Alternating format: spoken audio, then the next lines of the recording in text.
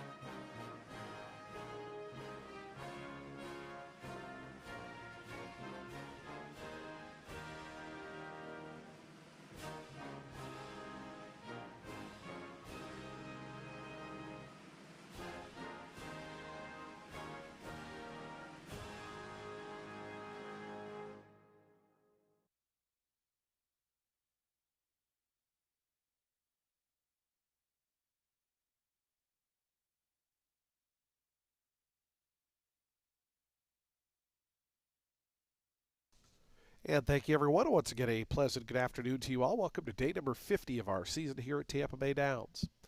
A Saturday of live racing set to get going here in 33 minutes. The main track is fast, the turf is firm, the rail at 0 feet. Racing under overcast skies, temperatures around 70 degrees. If you have your programs handy, let's go over today's overweights, scratches, and changes. Today's first race, start of the early pick 5 is clear, no changes in the first. Also, no changes, race 2. Races 1 and 2 are both clear. No changes in the first 2.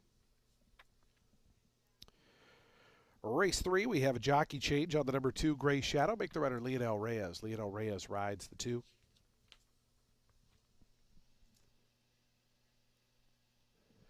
Race number 4, the first of 2 Tampa turf tests today. Jockey overweight on the number 4, Mrs. Katz, plus 1 pound, plus 1 on the 4. Number 5, Ariana Valentina's plus 1 pound, plus 1 on the 5. Scratch number 7, It's Good to Be Jose. The main track only runner, number 7, It's Good to Be Jose, is scratched. Jockey overweight on the number 11, Panati, 3 pounds over, plus 3 on the number 11, Panati in today's 4th race of the Tampa Turf Test, filly and mare. Race number 5, the Acquire Up purse starts the Ultimate 6. Jockey overweight on the number 8, 5 minutes of passion, plus 1 pound, plus 1 on the number 8, 5 minutes of passion. And a jockey change on the number 11, final episode. Make the rider Victor Lara. Victor Lara rides number 11, final episode in today's 5th race. Race 5, number 11, make the rider Victor Lara. Today's 6th race, the Tampa Turf Test for the boys. Jockey overweight on the number 1, plus 2 pounds, plus 2 on the number 1, more than work. Number 3, Spanish Noble, 1 pound over, plus 1, 3. Number 7, QF75, 2 pounds over, plus 2 on the 7. Scratch number 8, Uncle Truly. Number 8, Uncle Truly is scratched. 9, Late Call, plus 1 pound, plus 1 on the number 9. Scratch number 10, Citizen K. Number 10, Citizen K is scratched. Number 11, Why Not Me, plus 3 pounds, plus 3 on the 11 in race 6.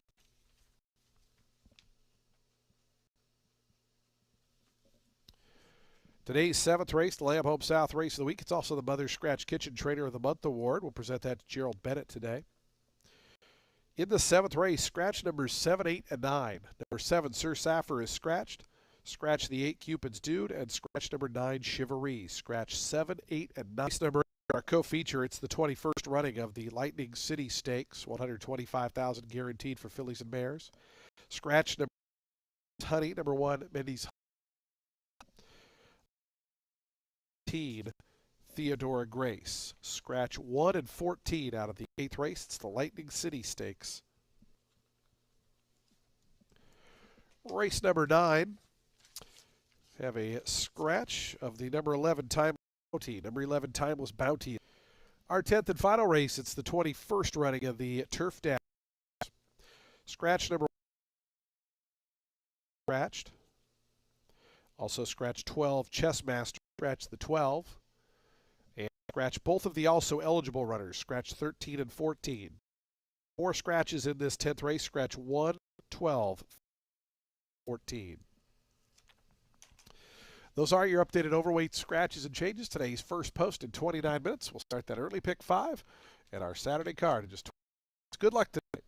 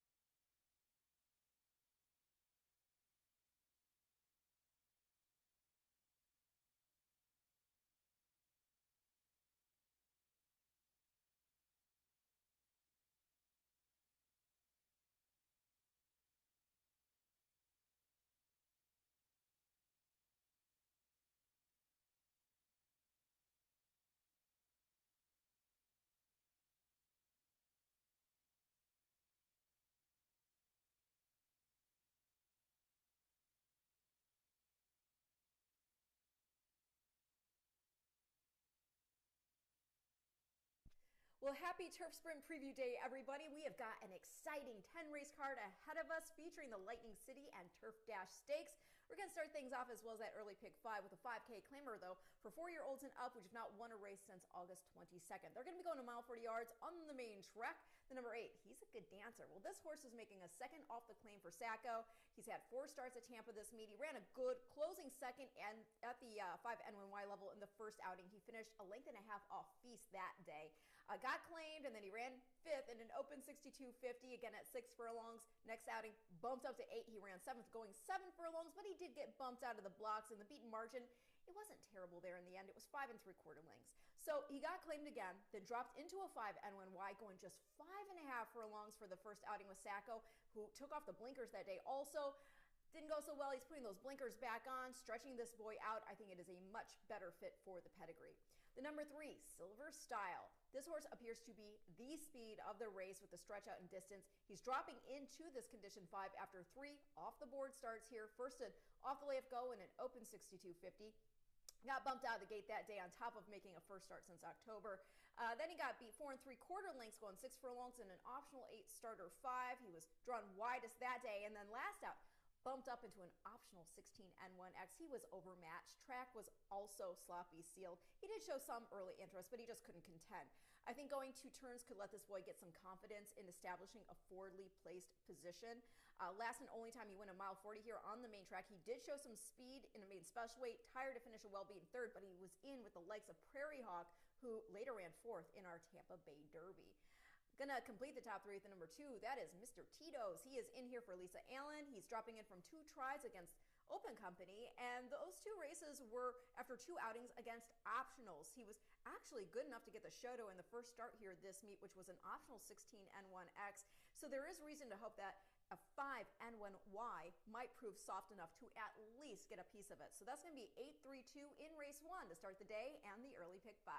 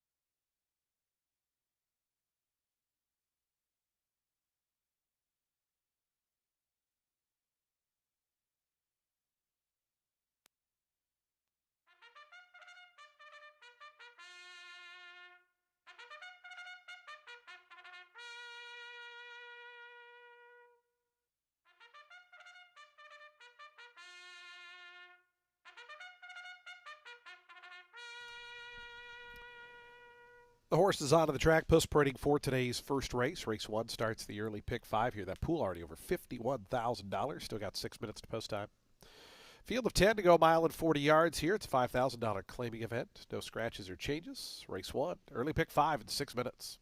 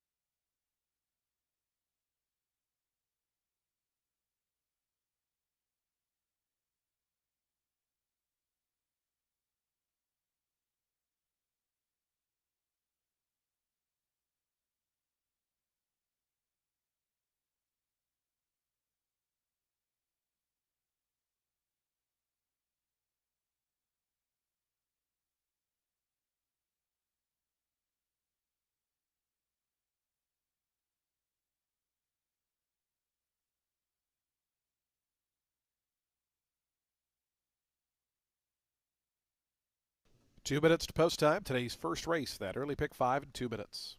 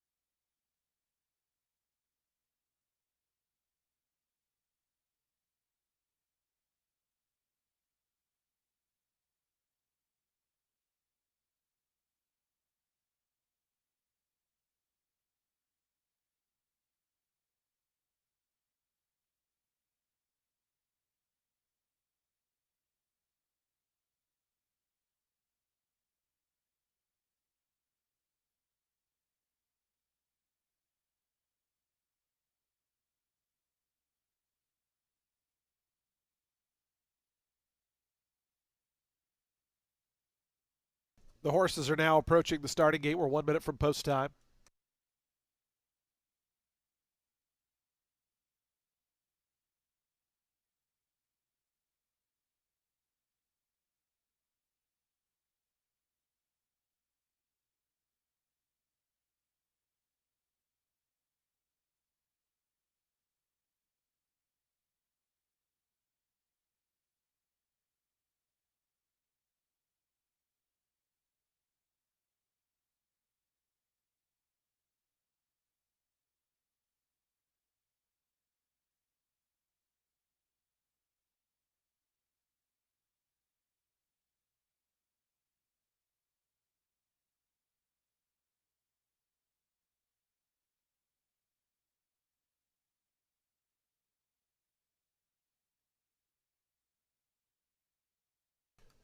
And the horses have reached the gate. It's post time. They're lining up now for today's opener. First of 10 here on a Saturday.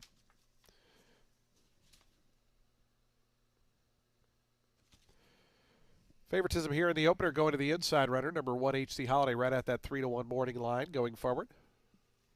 Silver Style, number 3 at 7-2, your second choice. Here's Stitzy.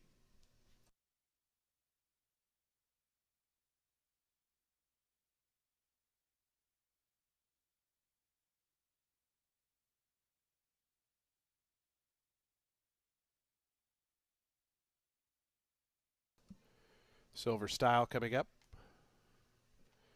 He's a good dancer to gate 8.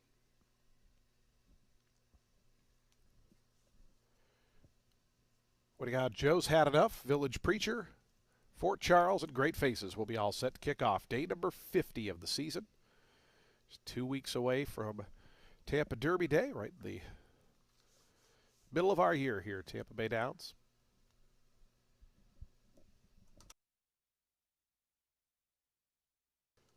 Fort Charles coming up. Great Faces, Richard Mitchell going to be the final one to join. Ready to kick off a Saturday. We're fast and firm. And they're in the gate.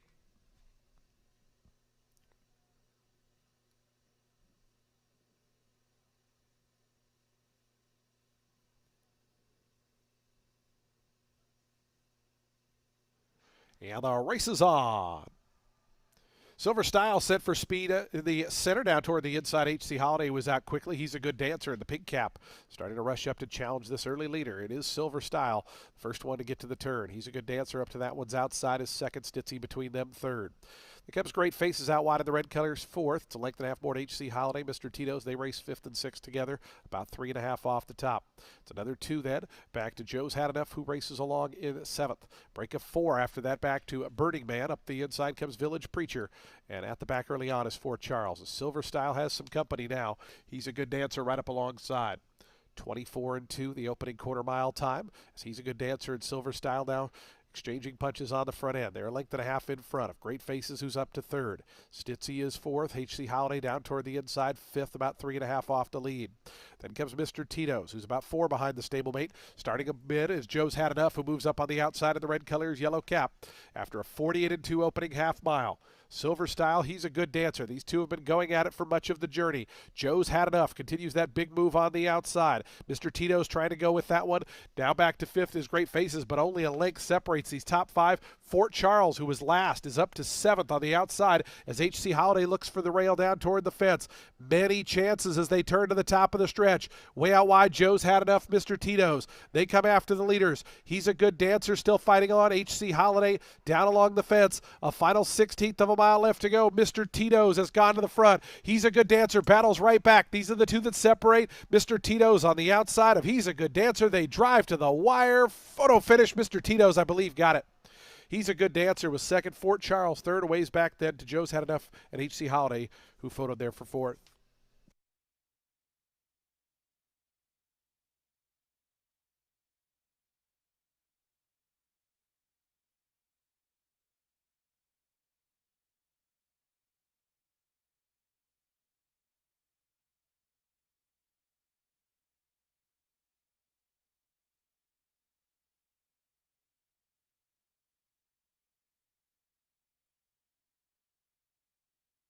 Photo finish. Please hold all tickets.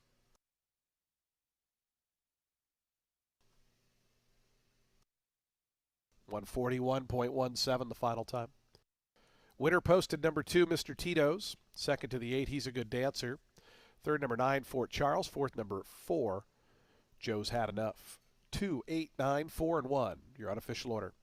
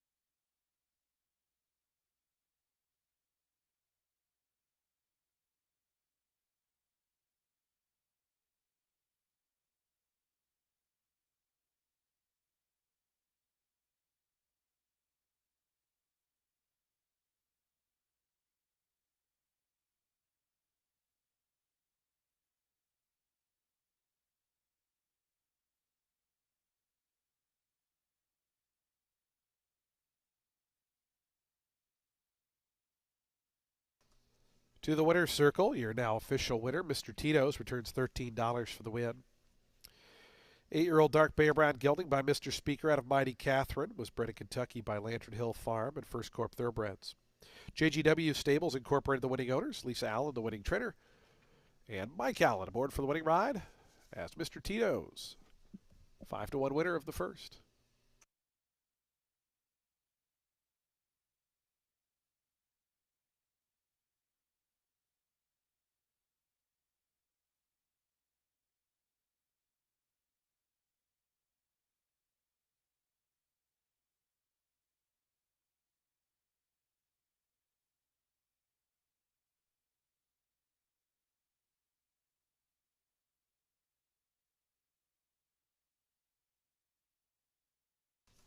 Prices on the board for Mr. Tito's, the first race official.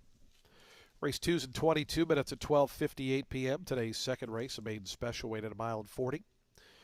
No scratches or jockey changes here in today's second. We'll start that early pick 4 up next in 22 minutes.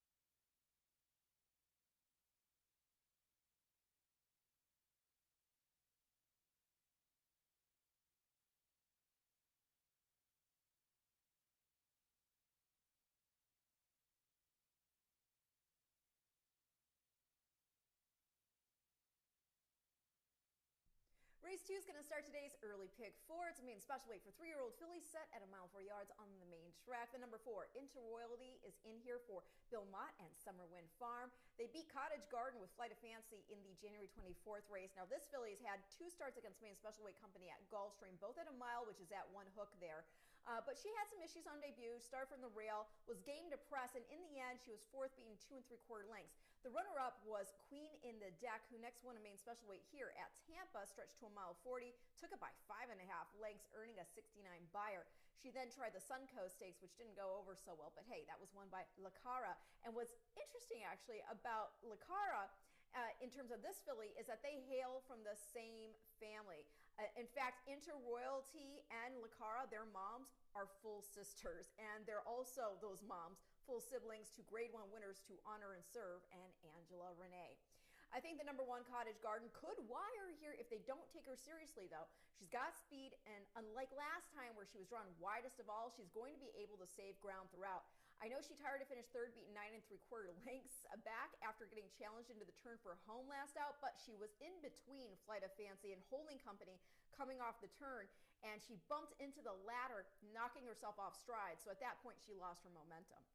Going to complete the top 3 at the number 6. That is High Note, a first-time starter for Chad Brown. This girl's by Curlin out of Enchanted Rock by Giants Causeway, making the filly a half-sister to El Padrino and Verrazano. And Verrazano won our Tampa Bay Derby. We'll see if his little sister likes the surface. Going to go 4-1-6 in race 2, which again kicks off our early pick 4.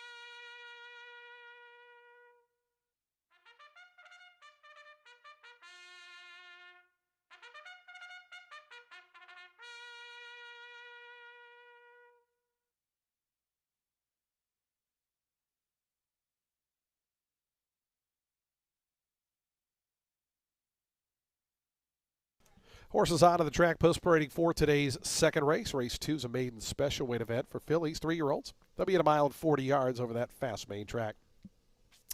No scratches or changes here in today's second race. We start the early pick 4 post time at 6 minutes.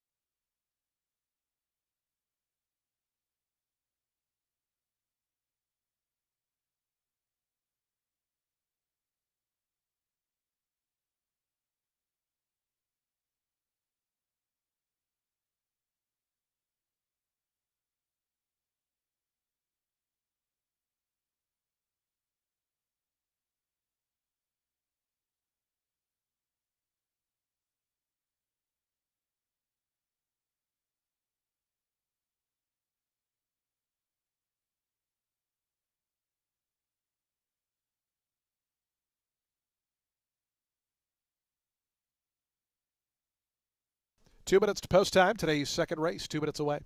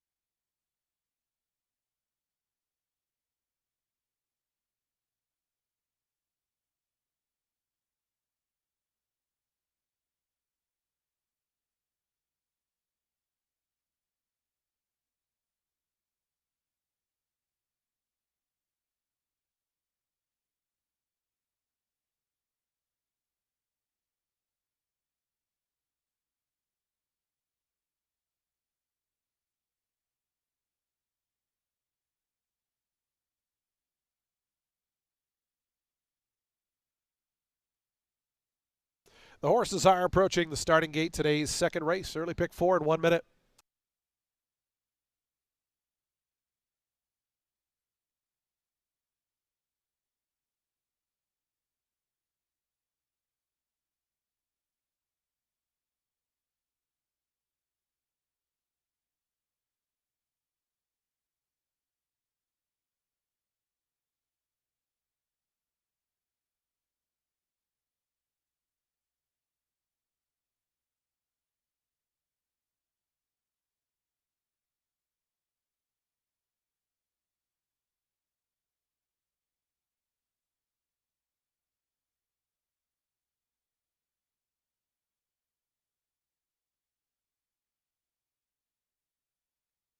The horses have now reached the starting gate. It's post time. They're lining up now for today's second.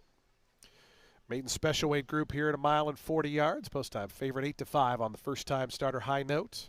Here's Cottage Garden, the first to move in.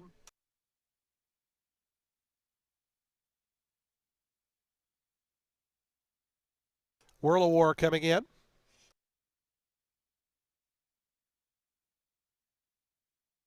Here's Mischief in Motion, Antonio Gallardo to gate 3 right now, 3-1.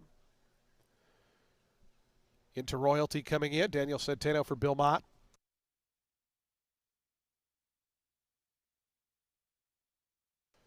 Authenticate Now, Jose Ferrer. Trainer Mike Didi coming off a 2-win day yesterday. Winning on High Note, Sammy Camacho for Chad Brown will be all set for a start. Today's early pick 4. Starter Ed Boobles to send them on their way. They're in the gate. And the race is on. Whirl of War through the head right at the start. Missed it by about 6 or 7 lengths. Cottage Garden sprints right out to the front. Mischief in Motion. Going to go with that one in the early going, and those two sprint to that first turn as Into Royalty. Going to be 3 deep in third. Authenticate Now in those lime green colors out in the 4th position. It's 3 more then. Back to High Note. The firster settles back in 5th. Whirl of War joining that one from the outside. After that slow beginning, spots these leaders about 7 as they work toward the back stretch. It's Cottage Garden and Jesus Castanon, the leaders. Cottage Garden in front by 2. To Mischief in Motion, that opening quarter mile, 24 1/5 seconds. Cottage Garden takes them down the back stretch. Mischief in Motion second. Then comes Authenticate Now. Out wide, Whirl of War is up to 4th with High Note Into Royalty. Those two at the back, but they're only separated by about 4.5 lengths. Just over a half mile left to go. Cottage Garden has made every yard thus far. It's Cottage Garden by that half mile, pulled the lead down to a length and a quarter. Mischief in Motion getting a little bit closer as High Note scoots through down toward the inside to put ahead into 3rd. Then comes Into Royalty. Authenticate Now. Whirl of War is now back last. Cottage Garden continues on. Cottage Garden by the 5/16 pole. The lead is 3/4 of a length.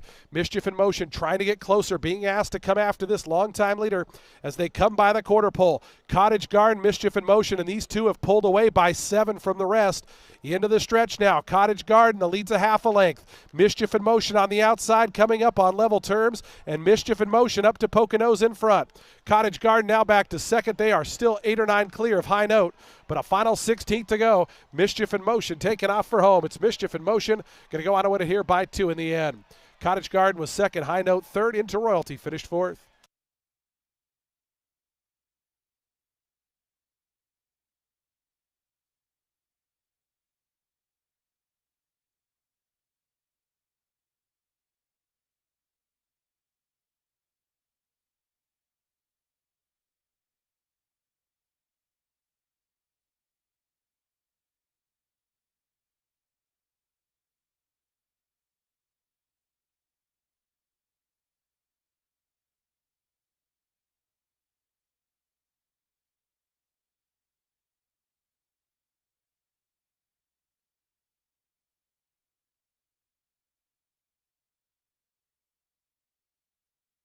Stewards are posting the inquiry sign looking at the start of today's second race involving the number 2 Whirl of War. Stewards inquiry into the start of the 2.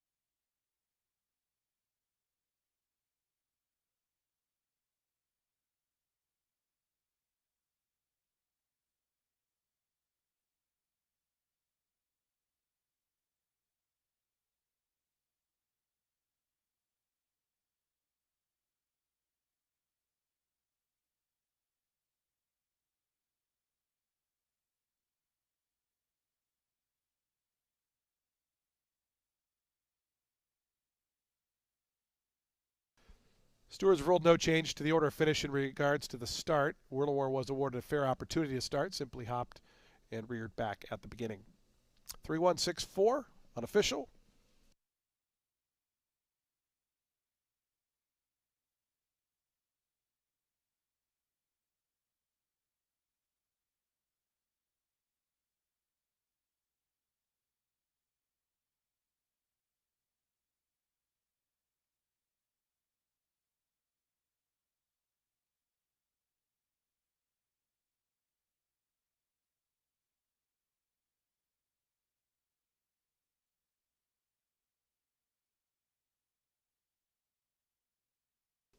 Into the winner's circle goes Mischief in Motion. She's a 3-year-old bay filly by Into Mischief out of Acrobatique.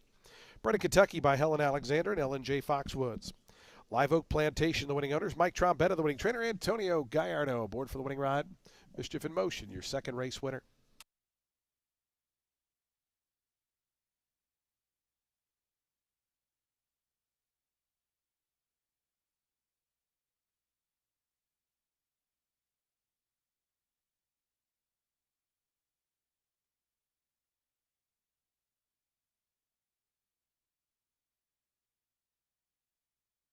Price is on the board for today's second race. Race 3 is coming up next in 22 minutes, today's third race.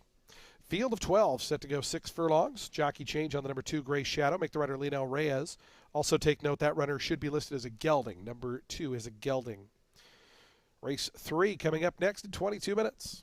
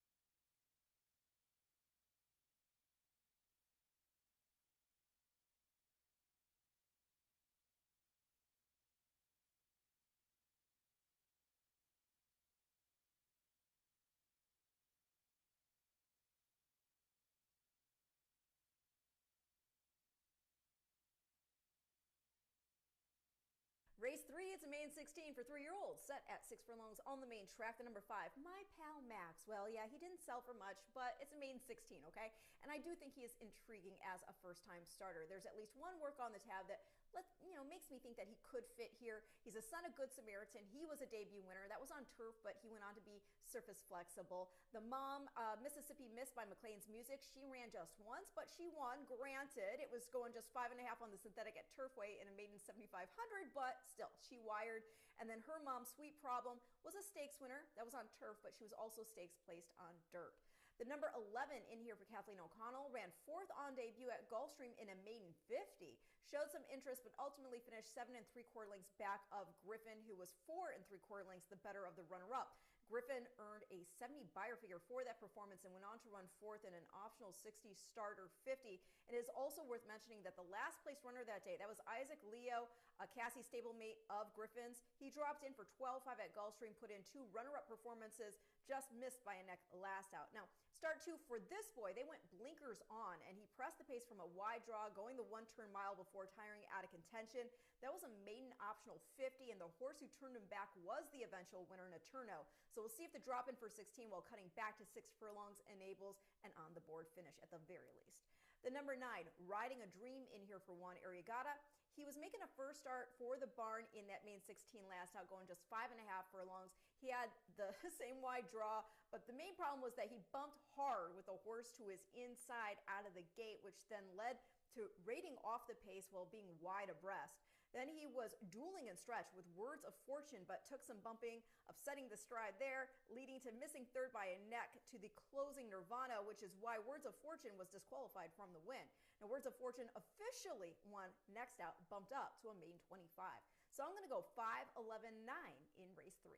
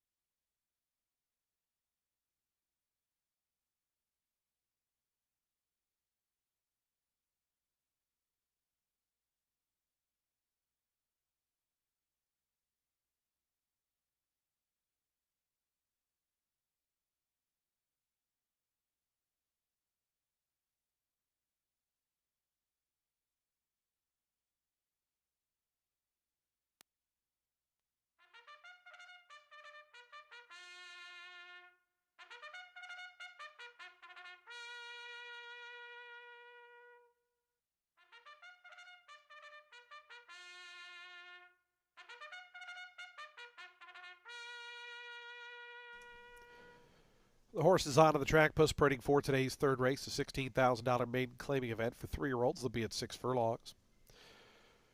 Jockey change on the 2 Gray Shadow. Make the rider Leonel Reyes. That horse is also a gelding. Full field of 12 here to go the 6 furlongs. We have daily double, exacta, trifecta, superfecta, and pick 3 wagering. We also have a super high 5. Post time in 5 minutes.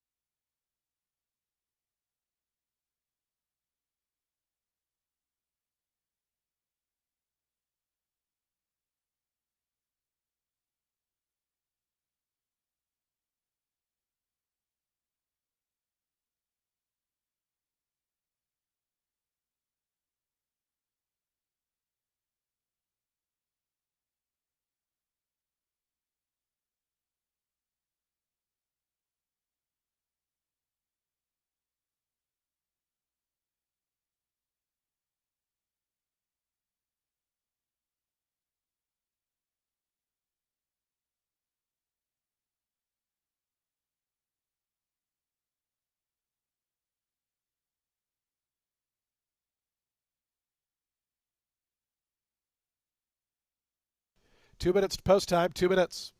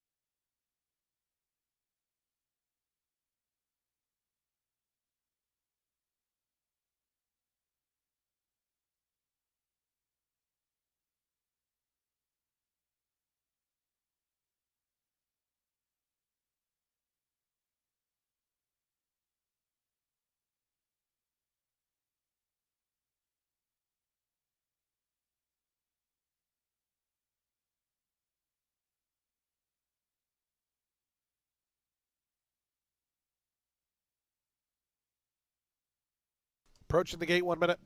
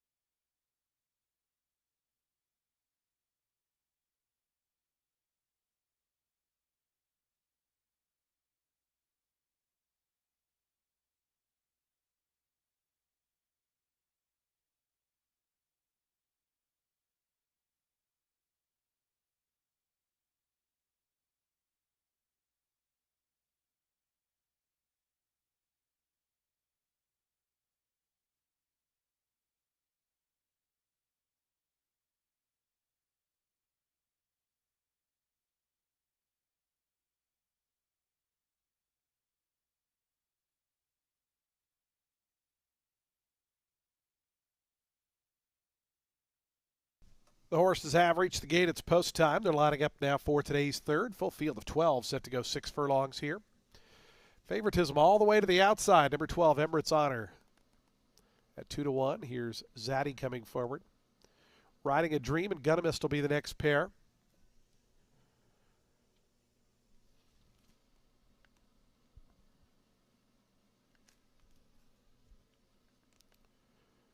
Riding a Dream goes in. My Pal Max to gate 5. Here's Gunamist.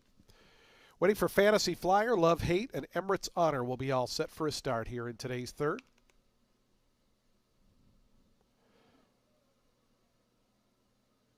Had one rear up there. About gate 7 or 8, I couldn't quite tell.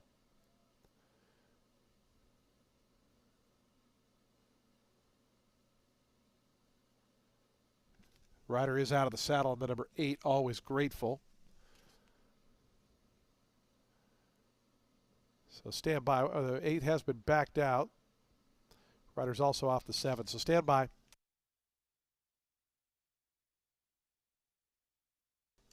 We do have a late scratch here on advice of the veterinarian by order of the steward. Scratch number 7, Warrior of Gold. Number 7, Warrior of Gold is a late scratch.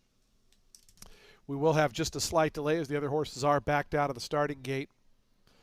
Again, a late scratch here of the number 7, Warrior of Gold.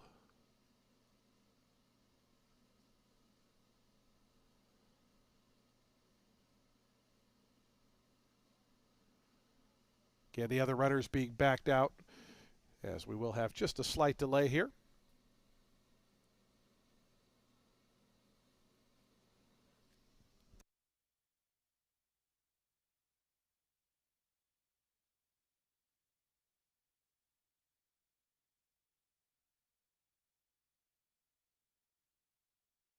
Again, a late scratch here. Number 7, Warrior of Gold, late scratch. The horse has been backed out. They're going to unsaddle him, and he'll head back to the barn area. Again, a late scratch here of number 7, Warrior of Gold.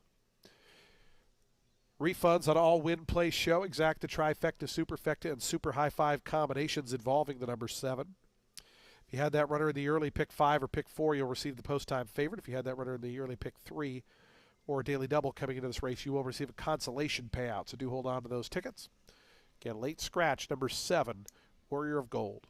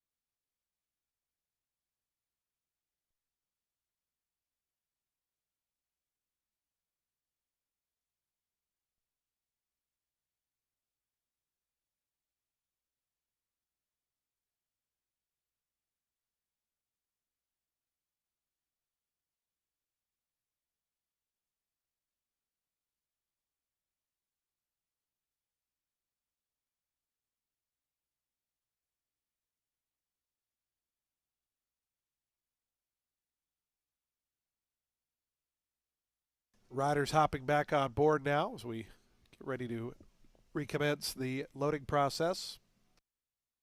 And number 7 was a late scratch.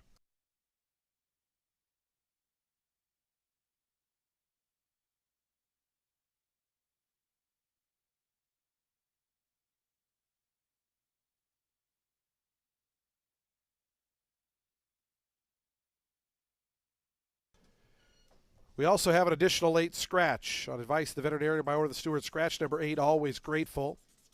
Number 8, Always Grateful, is now a late scratch. So late scratches here of both numbers 7 and 8. Again, late scratch number 8 now, Always Grateful. So late scratches numbers 7 and 8.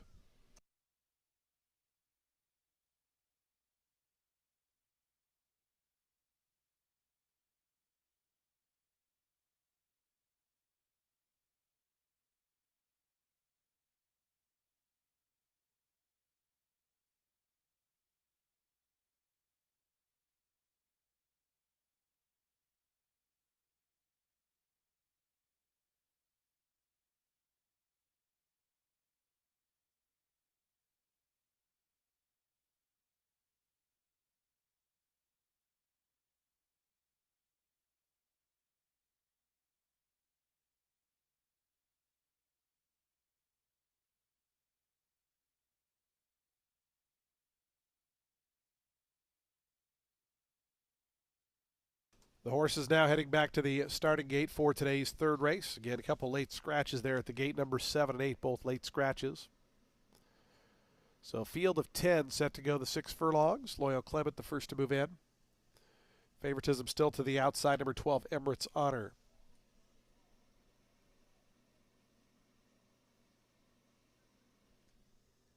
Gray Shadow coming up.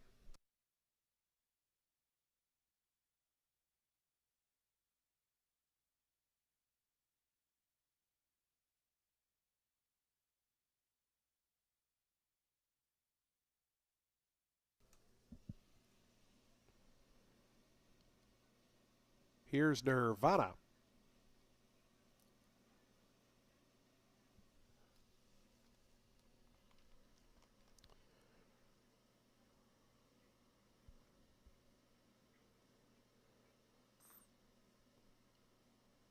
Riding a Dream coming up. Gunamist, My Pal Max, Love Hate.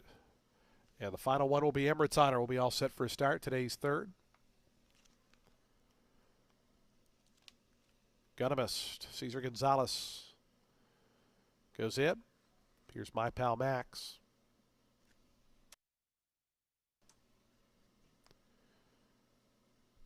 Waiting for Love Hate, and Emirates Honor will be all set for today's third.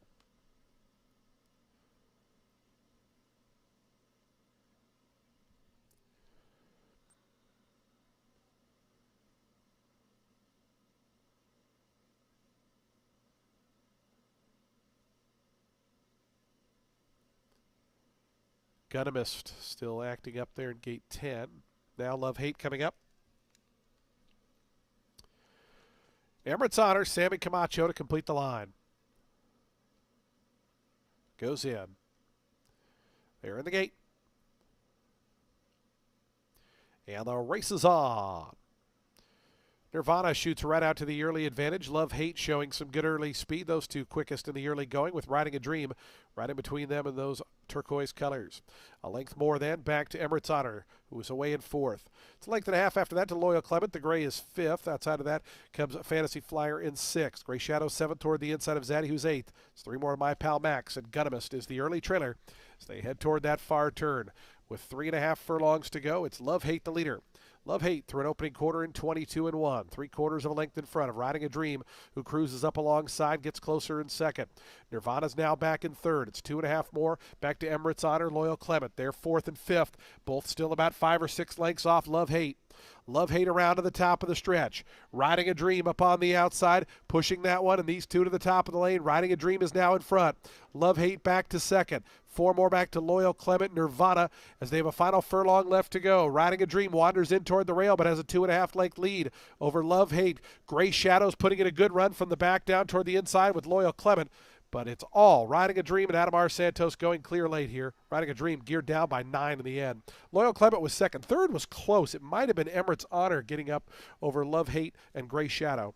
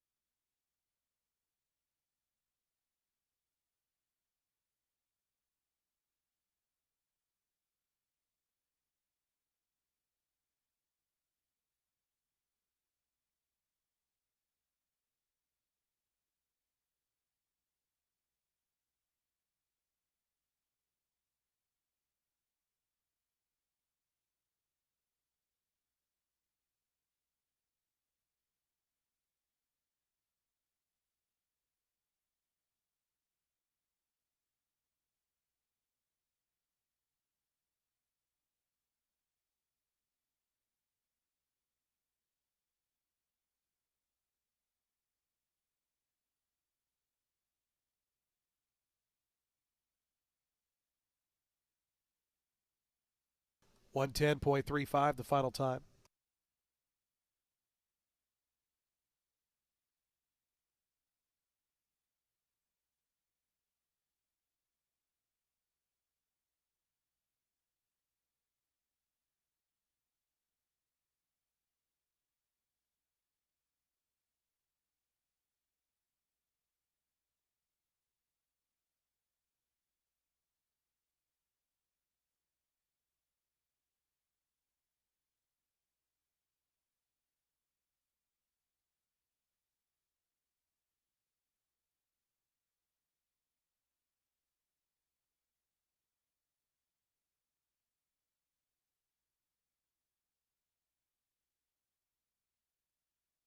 9, 1, 12, 11, and 2.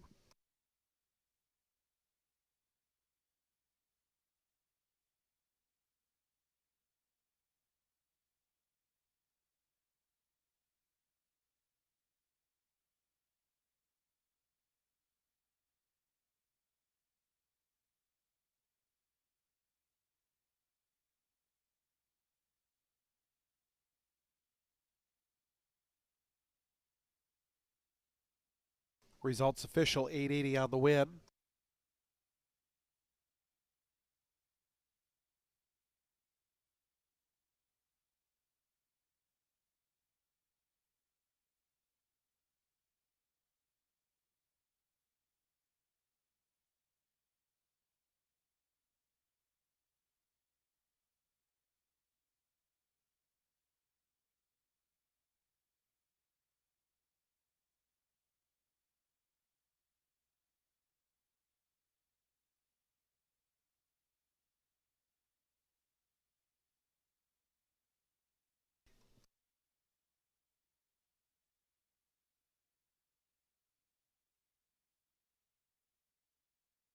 Into the winner's circle goes Riding a Dream.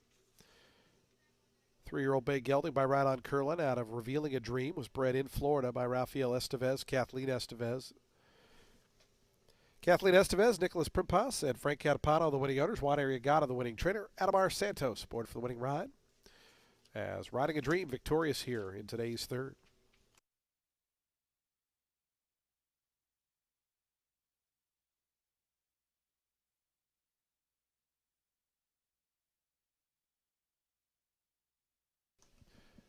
Prices on the board. Reminder, there were consolation doubles and pick threes to both the 7 and the 8 who were late scratches. Number 9, Riding on a Dream, went off as your second choice, so the late scratch horses moved to the favorite, who was the 12. Race 4 is up next in 17 minutes. The Tampa Turf Test, filly and mare edition. Field of 10 and a mile and an eighth. We'll start at the top of the turf chute, coming up in just 18 minutes. Scratch number 7, It's Good to Be Jose. 4 plus 1, 5 plus 1, and 11 plus 3. Post time for the fourth start of the middle pick 4 in 16 minutes.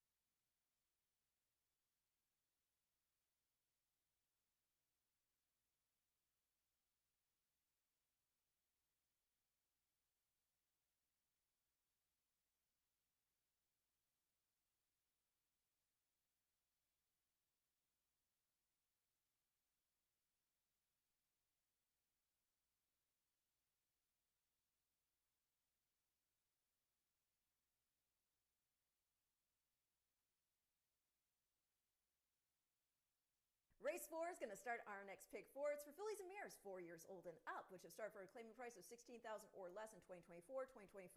They'll be going a mile and an eighth on the turf. The number 6 next episode is in for Carla De Jesus. She ran a good fourth, being just 2 3/4 lengths against the boys back on Christmas Eve in an open 16, going 9 furlongs, and she sat just behind the pace setter for much of the way after starting from the far outside post. That was also on just a 6-day turnaround from when she flattened out of contention off the layoff in a 25 starter allowance here.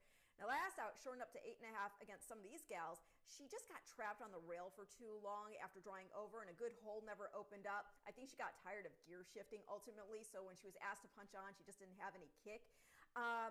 She ended up 5th, being 3.5 lengths. I do think that she could move up here, hopefully with a better trip. She's got some impressive back class. It was just this past October that she ran 3rd in the Maryland Millions Ladies Turf, so we'll see. The number 10, She Fled the Scene, came with a run on January 18th. She had sat within sniffing distance of the pace before kicking on and stretch with a ton of run. Missed by a length there in the end. That was a second off the layoff and a big improvement from her 5th place finish in the mile on December 28th, where the pace was soft early. So I think she's going to come rolling again. And then, the 8 up her sleeve. She's won her last 3 starts here with Gill aboard, was able to close sharply with plenty in the tank last out, going 8.5 furlongs. So she could keep it rolling here, going to 9. She digs this course. In 8 starts over it, 5 in the money finishes. So that's going to be 6, 10, 8 in race 4, which again starts our next pick 4.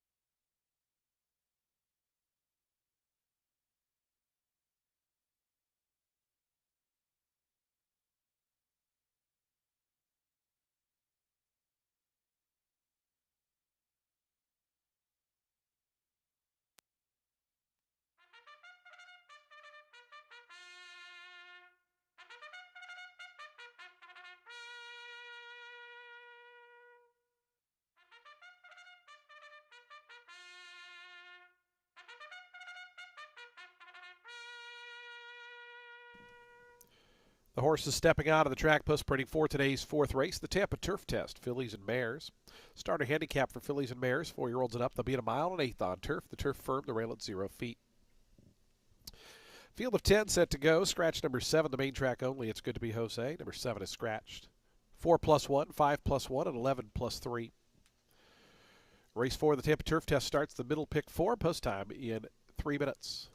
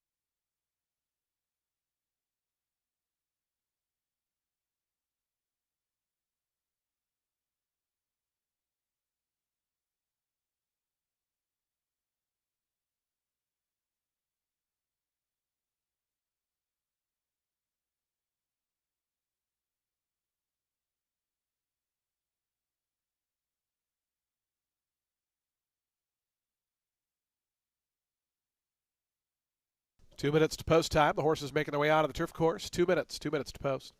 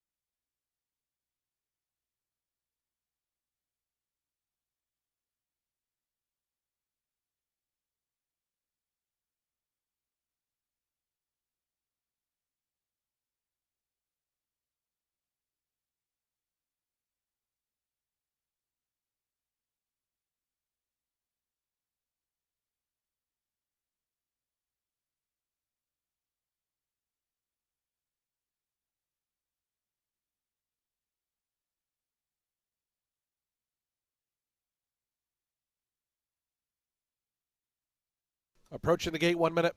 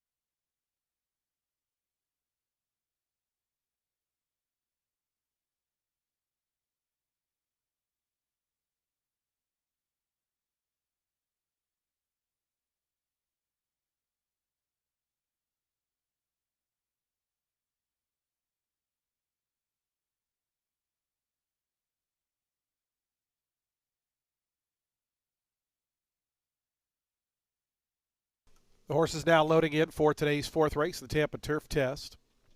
At 1 1/8 here. Cleopatra's Nile getting ready to move in with Let's Connect. Your favorite to the inside, number 1 Red Wind at 5-2, 4-1 on the number 8 Up Her Sleeve. Here's She Fled the Scene coming up. Ariana Valentina, Panati will be the next pair. We're just about set for a start. Today's fourth race.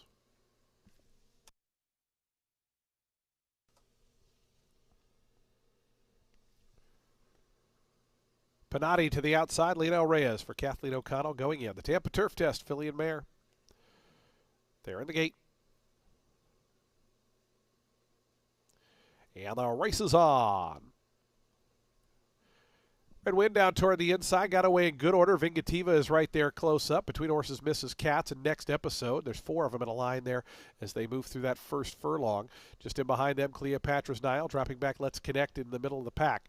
Red Wind going to bring him into the stretch the first time round. Just in front of Mrs. Katz, who's now up to level terms, and Mrs. Katz pokes ahead in front. Red Wind wrangled back into that second position. Next Episode is third.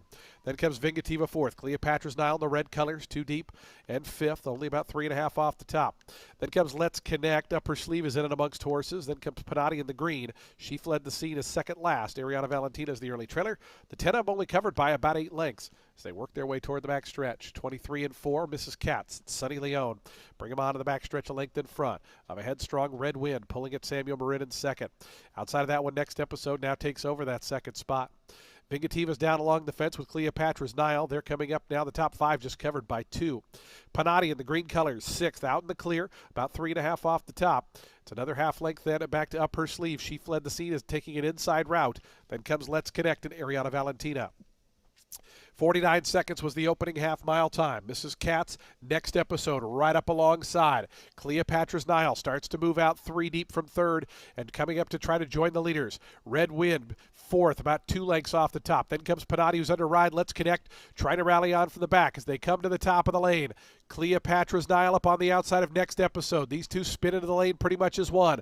Mrs. Katz back third on the inside. Red Wind, Vingativa looking for a way out. She Fled the Scene, is trying to come onto the scene, is 6th right now, but is gaining. But up front, Cleopatra's Nile and Antonio Gallardo have kicked away. Cleopatra's Nile now 3 in front. She Fled the Scene, Red Wind. It's Cleopatra's Nile, an easy winner. She Fled the Scene, Red Wind. Then it was a multiple horse photo for 4th, 5th.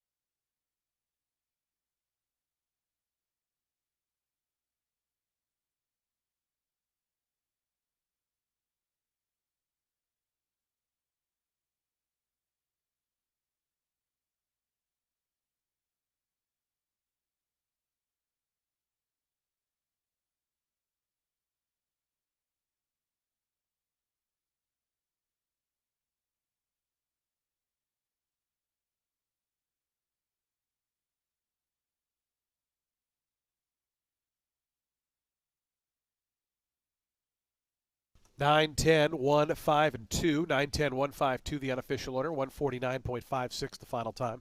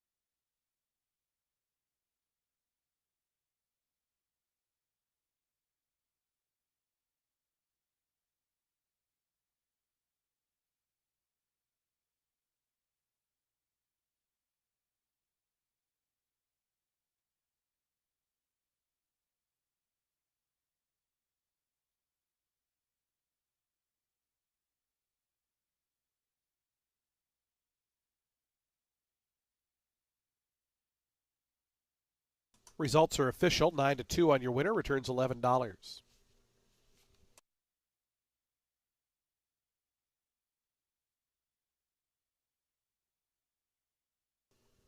Cleopatra's Nile makes it 3 wins in a row. All right here at Tampa Bay Downs. 4-year-old Chestnut Filly by Mucho Macho Man out of Kitten into Fast Lane was bred in Kentucky by Ken and Sarah Ramsey. Bruce Gans, the winning owner. Kathleen O'Connell, the winning trainer. Antonio Gallardo aboard for the winning ride. Cleopatra's Nile, your 4th race winner.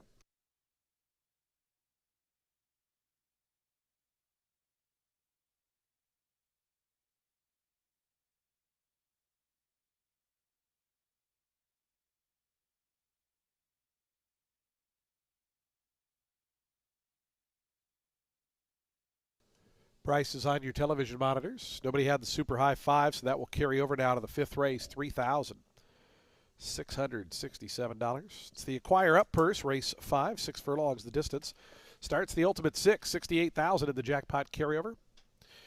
Jockey change on the 11 final episode, make the rider Victor Lara. Number 8 is +1. Post time for the 5th, the Ultimate 6 in 20 minutes at 2:28 p.m.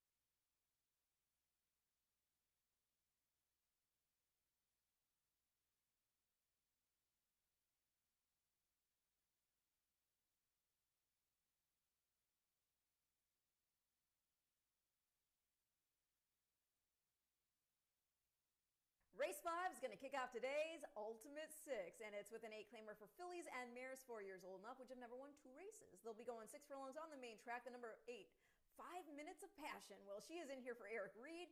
She finished 5th, beaten 9 3/4 lengths last out in her Tampa debut. That was an off the layoff start, a 16 and 2L, and she had a bad go from the beginning, then dueled on the lead before fading. Winner was Mo's Vino Mesa, who next ran 3rd in a 25 and 3L. The runner-up, Awesome Empress, next won at the 16 and 2L level by 3 3/4 lengths over another next out winner in Jesse. The third placed Play Freebird. That horse recently won a 16 and 2L on the grass by 4 1/4. So you get the idea. Perhaps dropping further in can move her up. There is other speed in here though, so that is a concern. The number 7 is fast. She's never raced on dirt before, and she's got a bad habit of not switching to her right lead in stretch. She's tired off the board in her last 3 starts, but 2 of those were without Lasix. Another was in against 12.5s. Her mom was flexible surface-wise, and just on the surface, you see some dirt pedigree. The Lasix is also back today, and she's getting Leon up. And then I'll complete the top 3 with the number 3 for Katie Cheeks.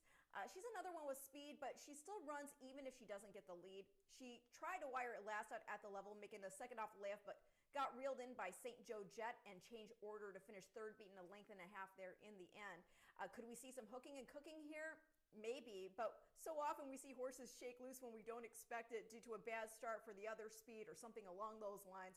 And maybe she will be the one who will get away under Gallardo. So I'm going to go 8-7-3 in race 5, and your Ultimate 6 starts now.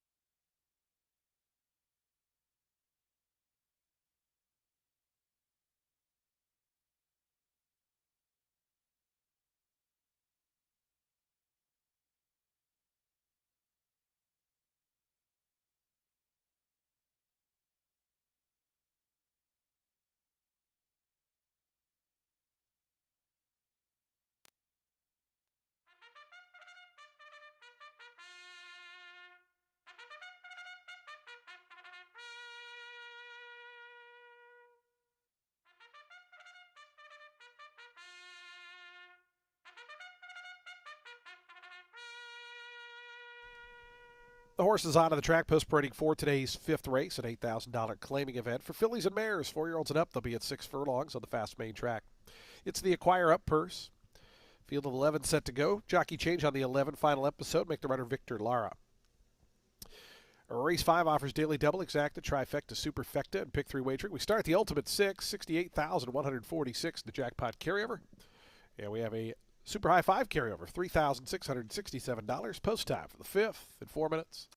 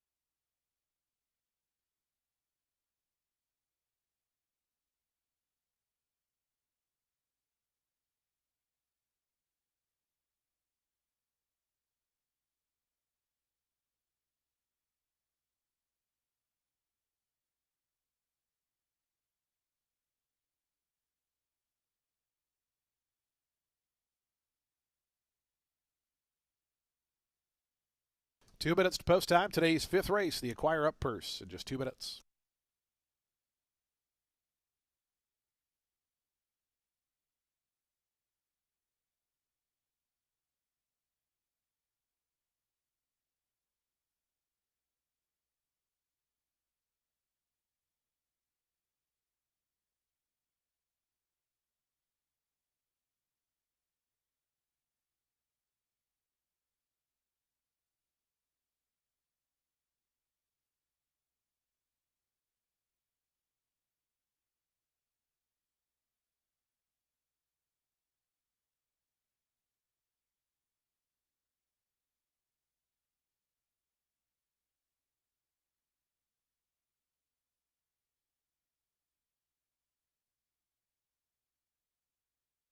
The horses are approaching the starting gate. 1 minute.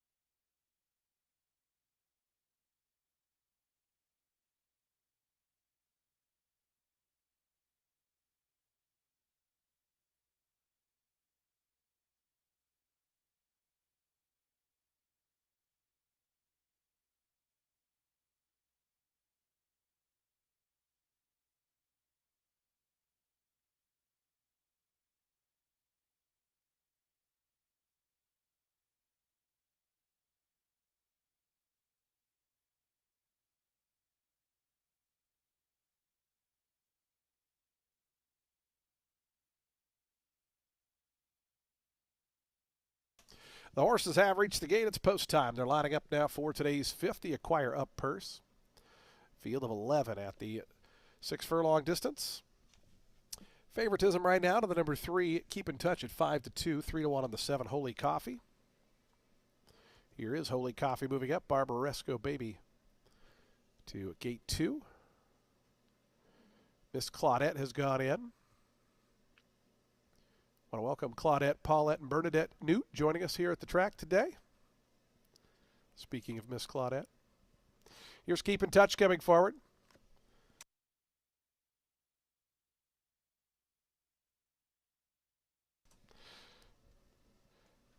Here's Ain't Nonsense and Scored the next pair. We're just waiting on final episode. We'll be all set for a start here. Today's 5th, the Acquire Up purse.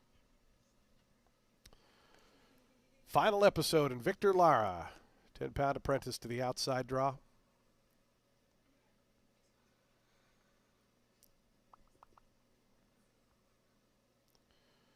Final episode just about in. Now goes forward.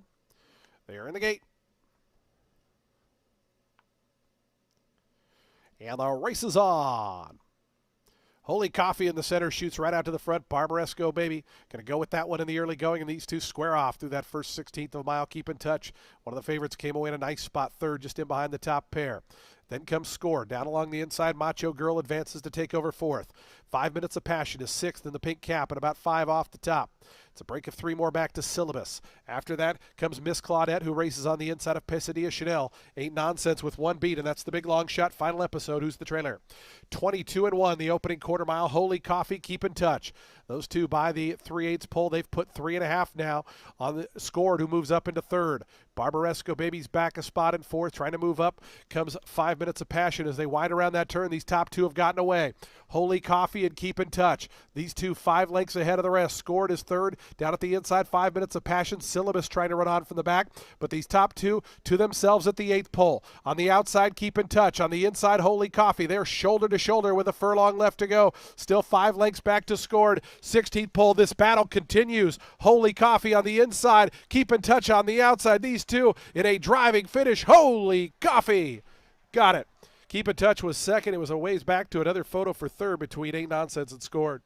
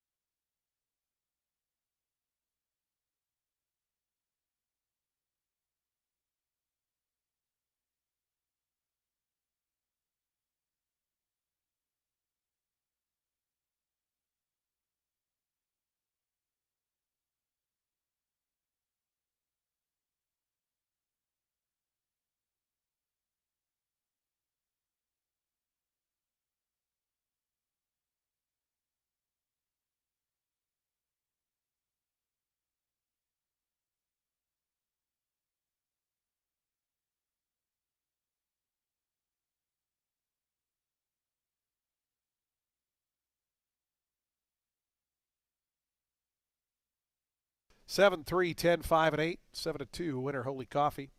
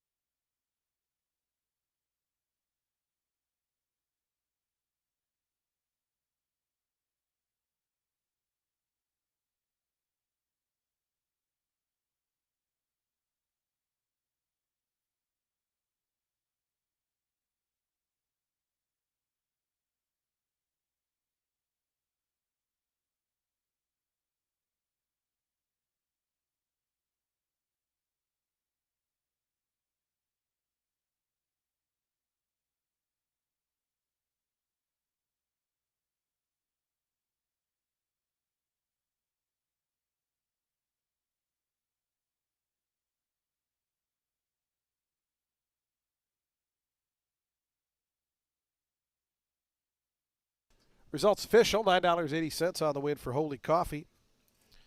Holy Coffee, a 4-year-old Bay filly by Brethren out of Carmel Coffee. It's bred right here in Florida by Grace Soil Pastrana.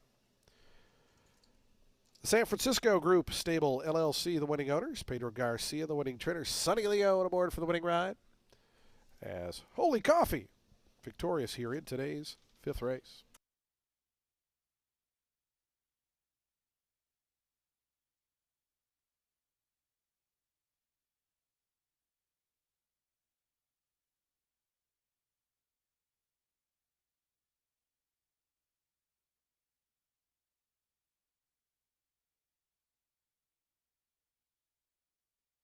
Price is on the board.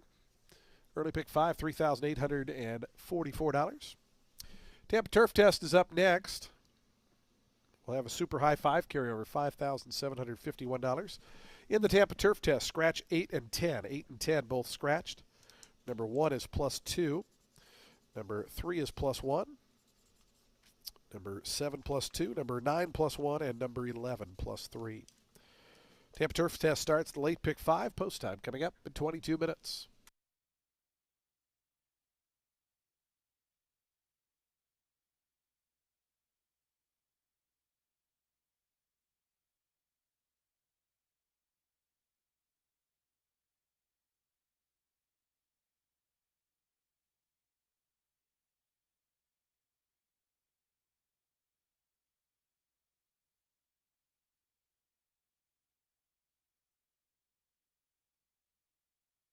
The Acquire Up, our featured group in the winner's circle for today's 5th race. We want to welcome you to Tampa Bay Downs. Acquire Up, our featured group for the 5th.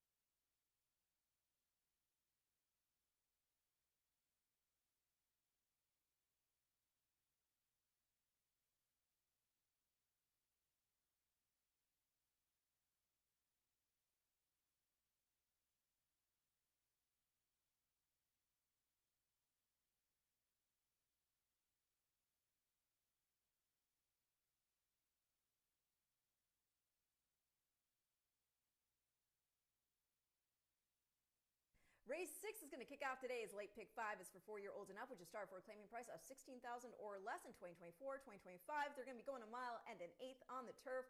The number 5, a Western Yarn. This horse is in for Posadas with Centeno staying loyal.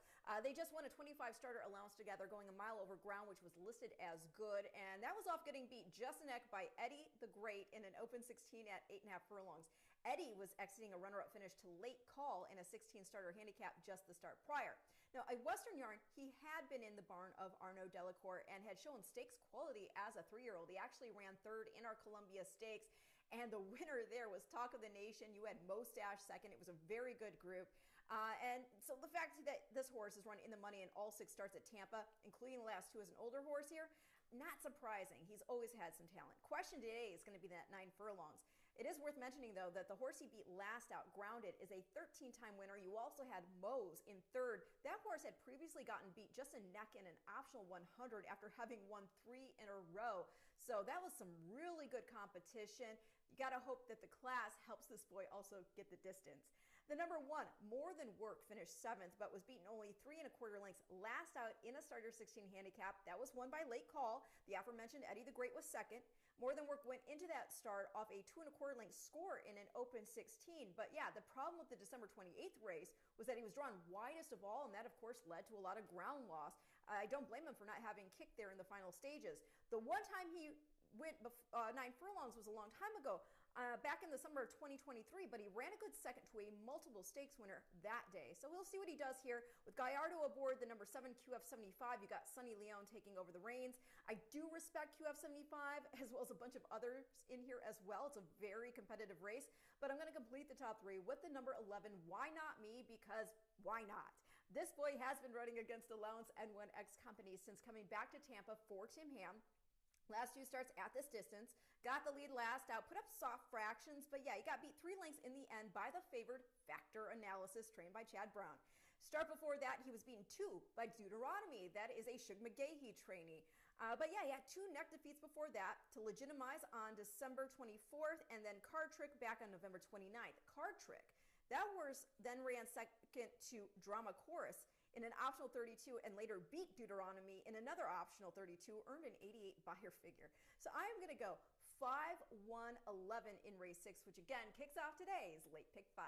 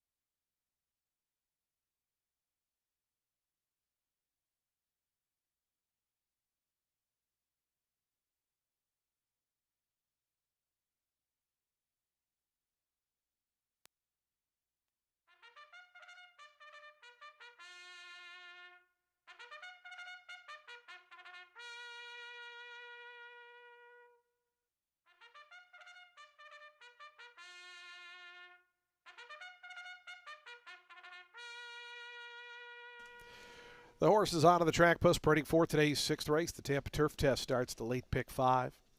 Field of 9 at a mile and an eighth on turf. Turf firm, rail at 0 feet. Scratch numbers 8 and 10. 8 and 10 are scratched. Number 1 is +2. Number 3 is +1. Number 7 +2. Number 9 +1. And number 11 +3. Race 6 starts at late pick 5. The Tampa Turf Test. Colton Geldings in 5 minutes.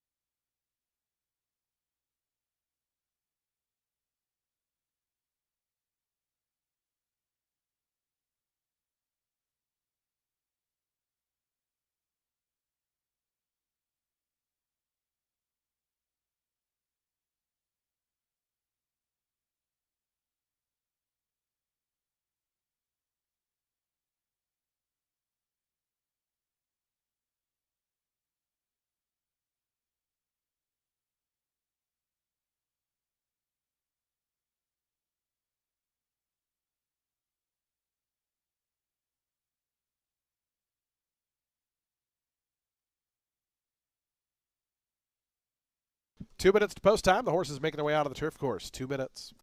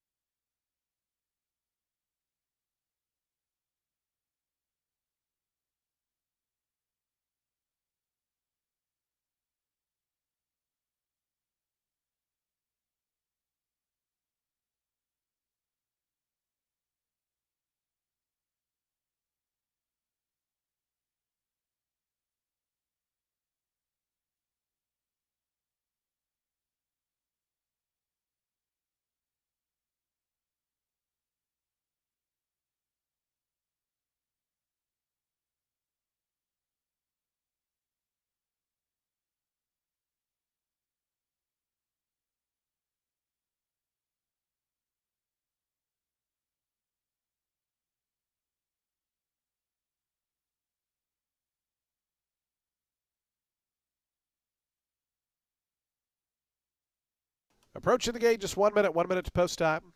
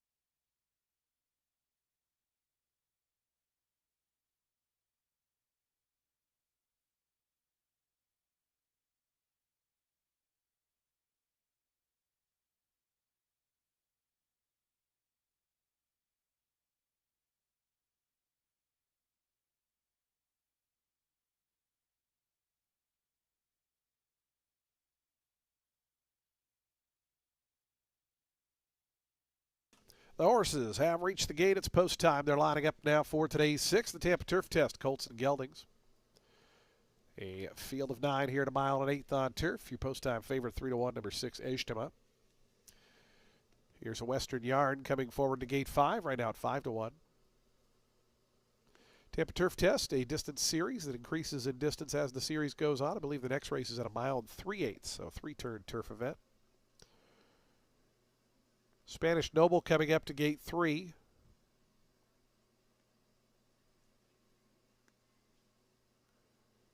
Here's QF 75.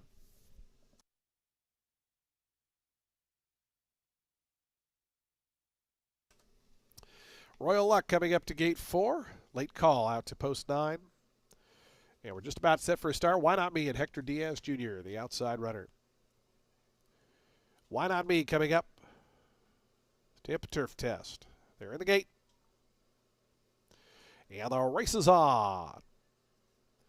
Start to the inside, More Than Work flashing some good early speed. A Western Yarn is close up, and Royal Luck right between them. And from the outside, Why Not Me trying to work over, and Why Not Me able to cross and clear all the way to the inside. More Than Work having a tap on the brakes momentarily there as Why Not Me made it over to the 2-path and now down to the rail as More Than Work going to shift to the outside. So it's Why Not Me, the leader, with 7 furlongs to go. More Than Work is second. Royal Luck third in the black silks, yellow cap, about 3 off the lead. Then comes a Western Yarn, just in behind that, a line of 3. Spanish Noble between horses Ejtema, and 3 deep here for Late Call, who's back in 7th. It's a length and a half more to QF 75 and 8th. And Poker Joker is the early trailer with 5.5 furlongs remaining. 24.10 the opening quarter mile time. It's Why Not Me. Why Not Me in front by a length and a half. In the second spot, More Than Work down on the inside. Royal Luck tugging and willing in third, only a length and a half off the lead. A Western Yard who broke sharply settles back 4th with about 3.5 lengths to find. Then comes Spanish Noble. Right to that one's outside goes Late Call. It's another half length to Ejtema, who's racing 7th, about 6 off the top. QF 75 still with just Poker Joker beat. They have 3 furlongs left to go in the Tampa Turf Test, and Why Not Me has led for much of the race. 49-2 the opening half mile. Why Not Me to the far turn. More Than Work now coming up alongside, and those two on near level terms as they wind around that turn. Then comes Royal Luck, a Western Yarn right to that one's outside. Ejtema trying to move in between horses. Spanish Noble needs a seam, looks to have some run as they come to the top of the lane. Why Not Me cuts the corner just in front. A Western Yarn up on the far outside. Royal Luck trying to bully his way through. Down along the inside, Poker Joker's made up a lot of ground. Still many chances at the 16th pole. Poker Joker coming through down along the inside. Royal Luck. These two go on. A Western Yarn and Ejtema. It's Poker Joker and Pablo Morales. Poker Joker by a length. Second look to be Royal Luck over Ejtema. Third, photo fourth.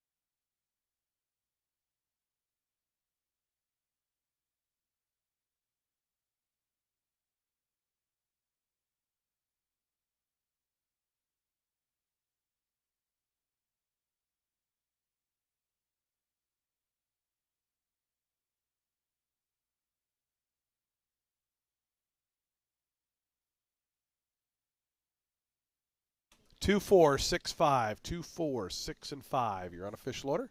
Fifth went to number 3, Spanish Noble. 2, 4, 6, 5, and 3.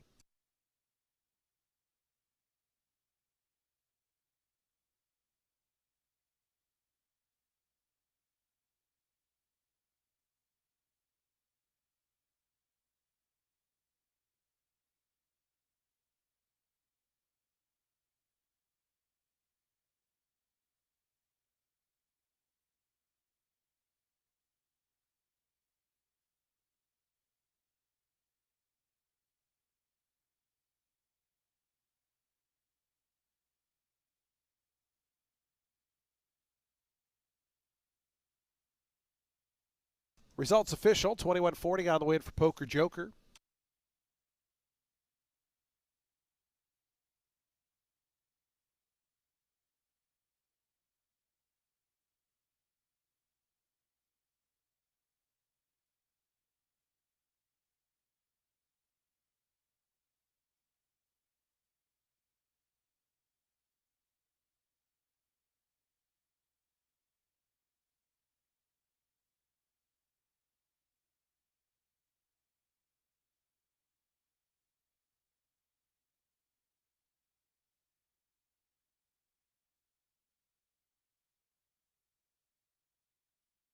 Into the winner's circle goes Poker Joker, 4-year-old chestnut gelding by Practical Joke out of Abracadabra. James Thames bred the horse in Kentucky. Owner Michael Schmidt, the winning owner. Richard Silliman, the winning trainer. Pablo Morales, that's 4 wins in a row for Poker Joker.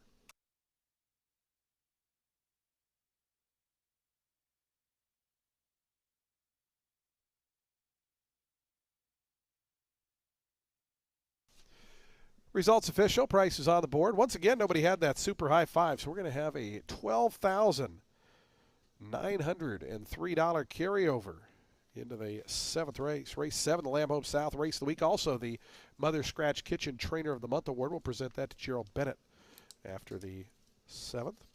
Scratch 7, 8, 9. 7, 8, 9 are all scratched out of today's 7th race. Late pick 4 in 21 minutes at 3:28 p.m.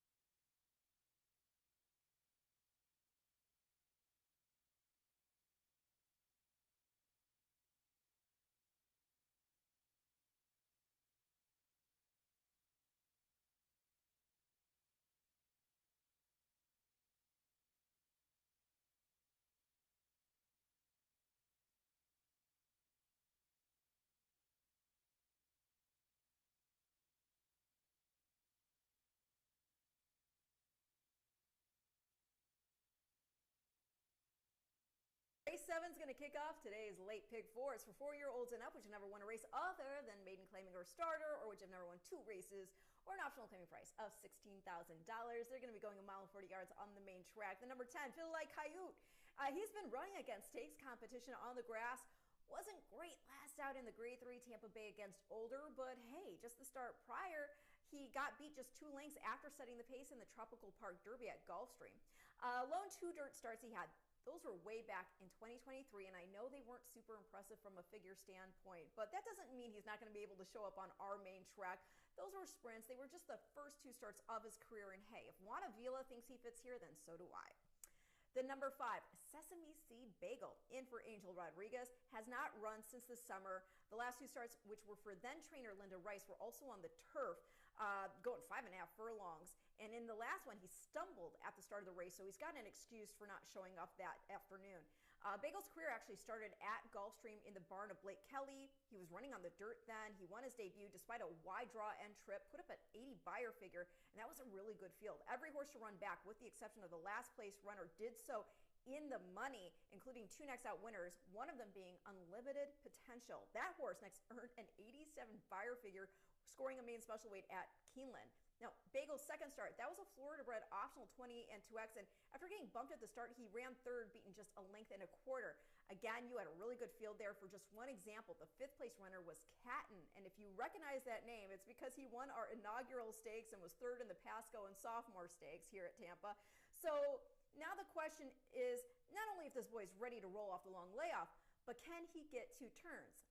I think he can, and it is pretty encouraging to see Camacho taking the call to ride. Then I complete the top 3 with the number 6. That is Conspiracy Fact for McGooey, dropping in out of the optional 32 and 2X on January 31st. That's where he started from the far outside, and now he's getting back into an optional 16. He finished 3rd at that level on January 12th, 3 lengths beaten by Ethan Energy, a length back of Broadcaster, and this was after he'd had some trip issues. So yeah, I do think he could get a slice here today, and that'll make it 10, 5, 6 in race 7, which again starts our late pick 4.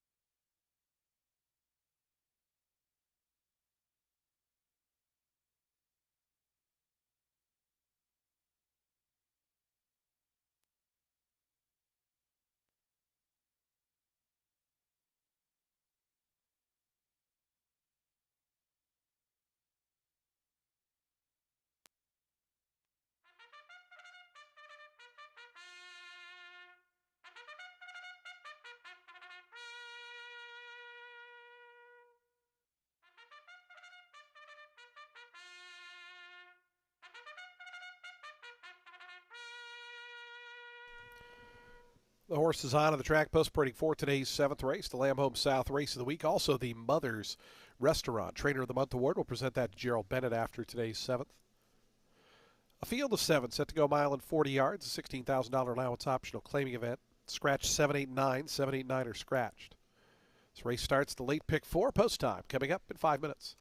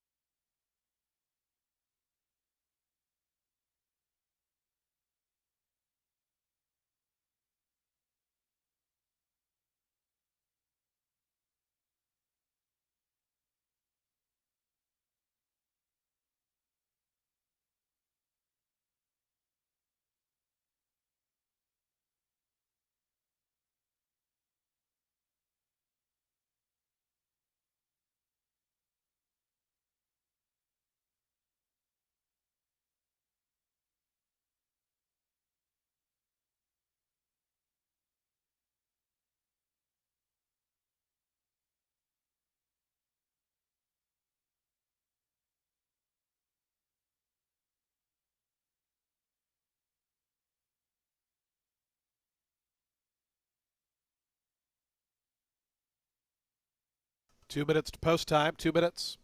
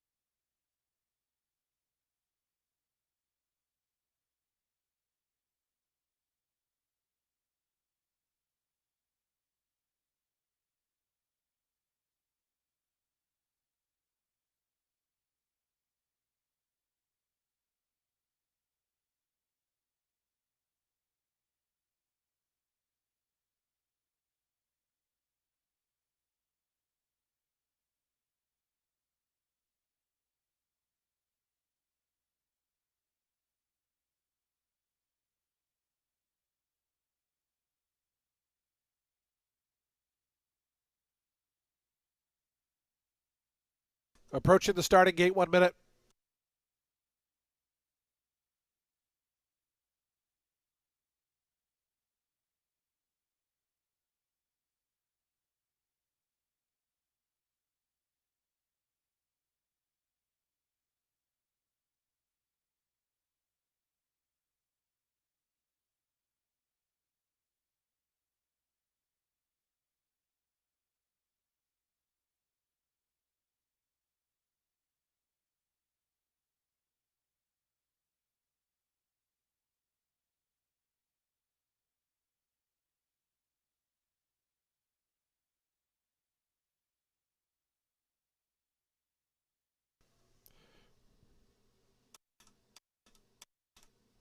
The horses have reached the gate. It's post time. They're lining up now for today's 7th, the Lamb Home South Race of the Week. Also, the Mother Scratch Kitchen Trainer of the Month award. We'll present that to Gerald Bennett after today's 7th.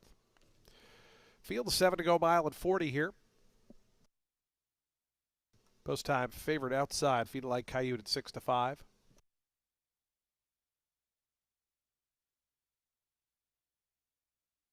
Mr. McQuay's gone in. Here's Broadcaster. Sesame Seed Bagel. Sammy Camacho on board.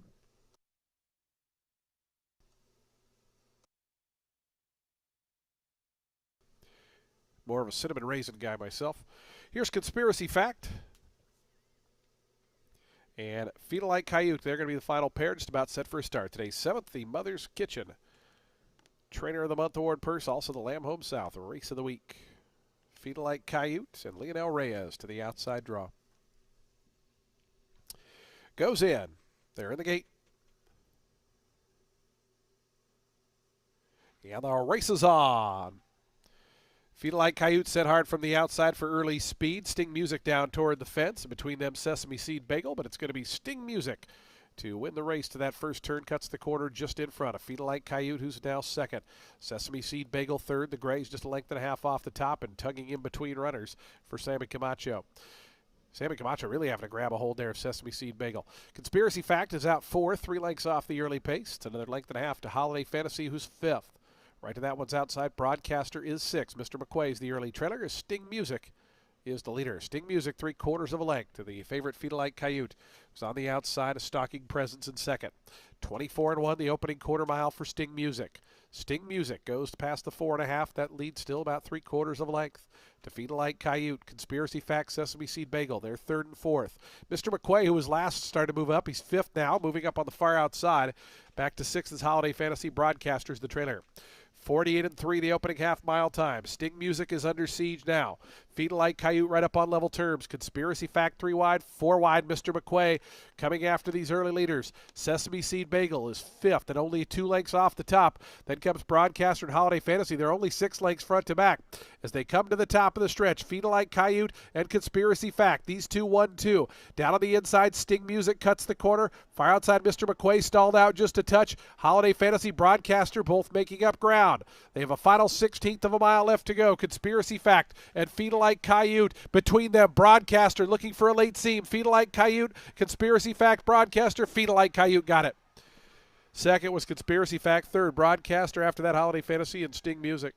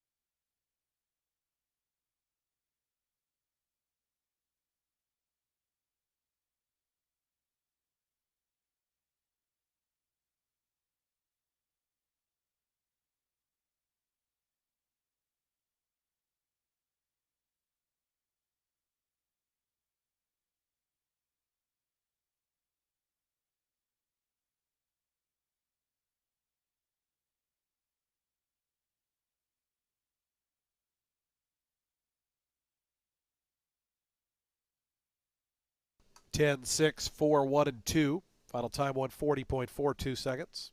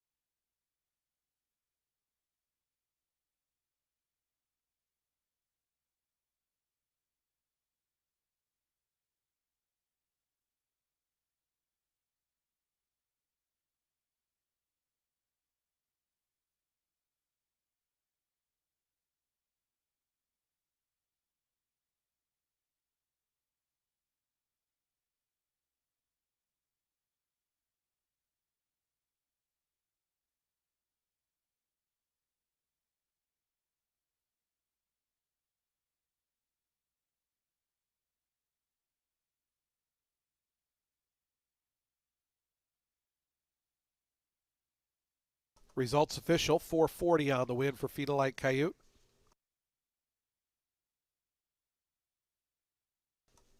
Feed a Like Coyote, a 4-year-old Gray Roan colt by Leo Frick out of Beam Ranch.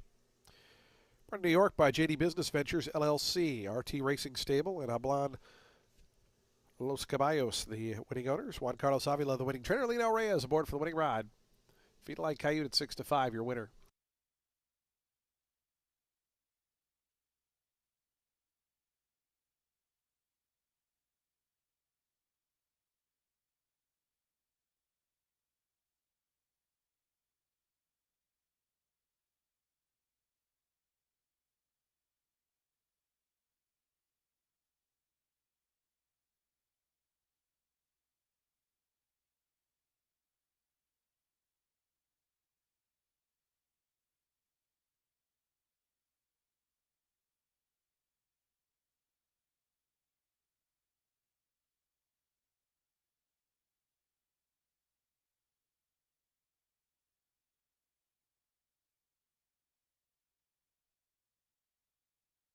Price is on the board.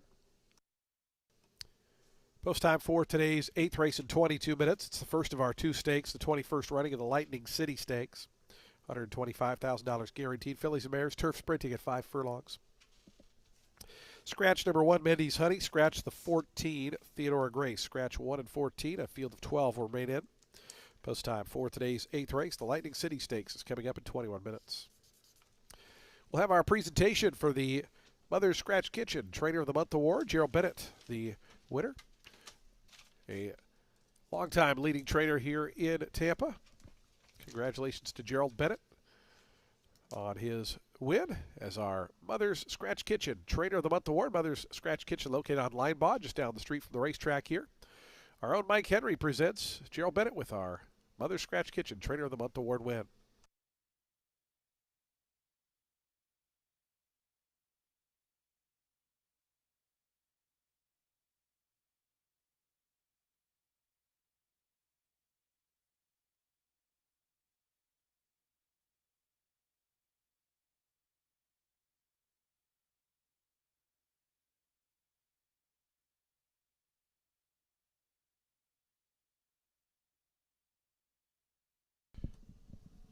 We did have a claim in today's 7th. Number 6, Conspiracy Fact, was claimed. Goes to owners MCR Stables. Benny Feliciano is the trainer.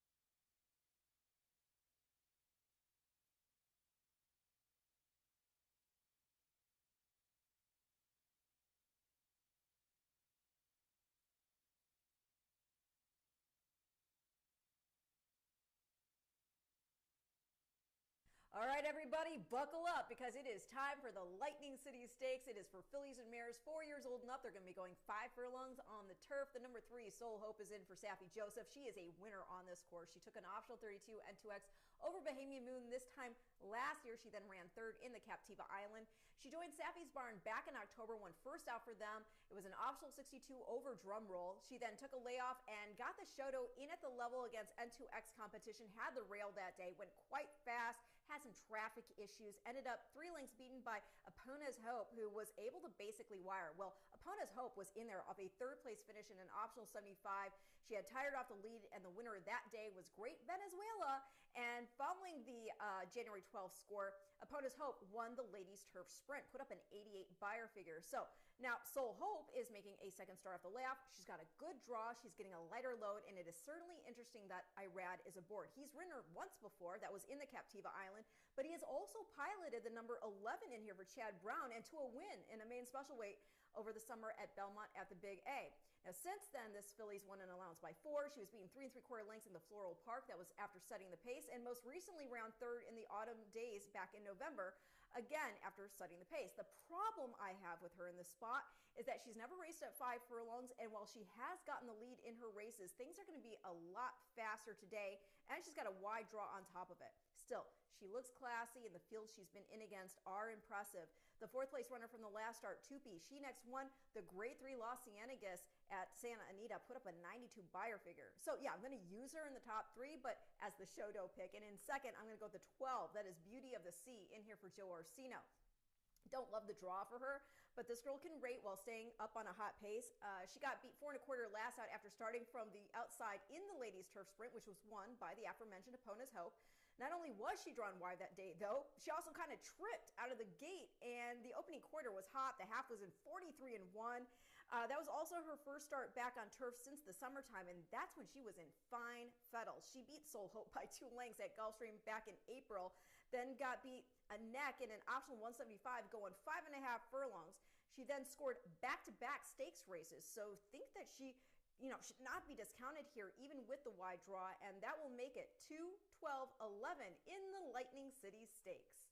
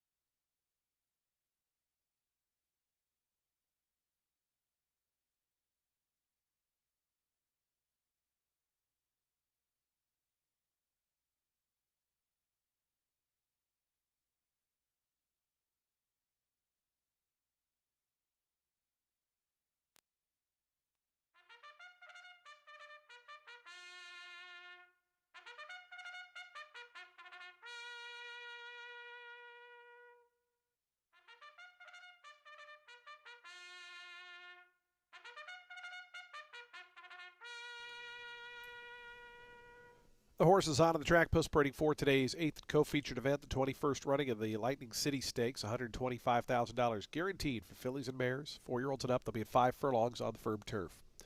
Presenting the field, scratch number 1. Number 2 is Soul Hope. C2 Racing Stable owned. Safi Joseph Jr. trains. Irene Ortiz rides. 3 is Bunny Hop. Boston Boys Racing LLC, the owners. Mario Lopez trains and Cipriano Gill rides. Number 4 is Musical Design. Etta Rip Stables are the owners. Robert Smith trains and Marcos Meneses on board. 5 is Talking Tipsy. Kelly's Racing LLC, the owners. Jan Arnett trains and Ken Tohill rides. 6, Admiral Hopper. Stonebase LLC, the owners. Justin Nixon trains. Daniel Centeno aboard. 7 is Visby. Justin Nixon owns and trains. Antonio Gallardo rides. Number 8 is Bahamian Moon. Riding Jack Racing and David Kegley are the owners. Dennis Ward trains. Sarah Hess rides. Number 9 is Great Venezuela. Orleana Farm are the owners. Victor Barboza Jr. is the trainer. Lionel Reyes up. 10 is Drum Roll. Jeff Siskin owns. David Fox trains. Miguel Vasquez rides. Number 11, Risk Threshold. Klarvich Stables are the owners. Chad Brown trains. Samuel Moran aboard. Number 12, Beauty of the Sea is owned by Iron Horse Racing Stables. Joe Orsino is the trainer, and Rajiv Mirage rides. Completing the field, number 13 is Sarah Mia. DeLuca and Son Stable, the owners. Victor Barboza Jr. trains. Sonny Leone rides. Scratch the 14, a full field of 12. Set to go to Lightning City just 2 minutes from post time. Just over 2 minutes.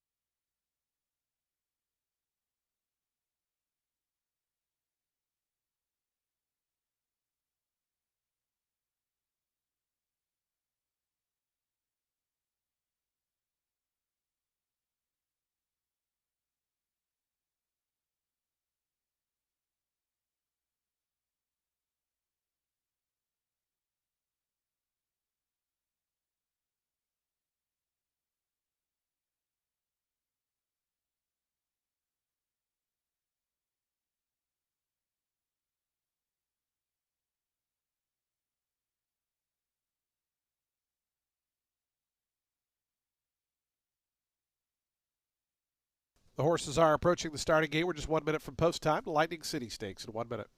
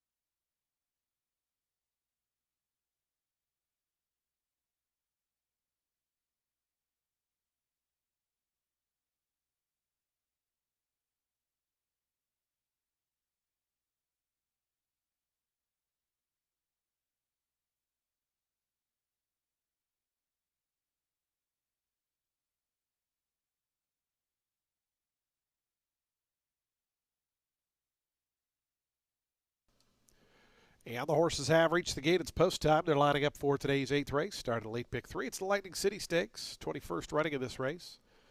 Turf sprinting here at 5/8. Soul Hope the first to move in. Irene Ortiz Jr. in town to ride.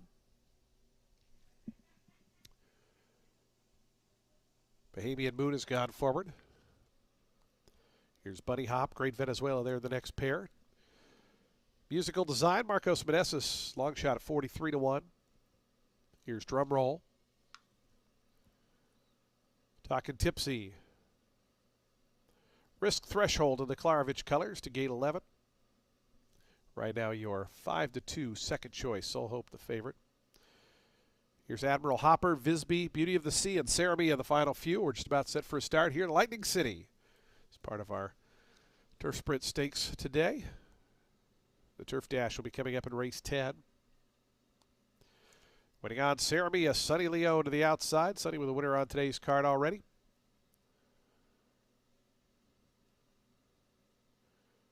And they're in the gate.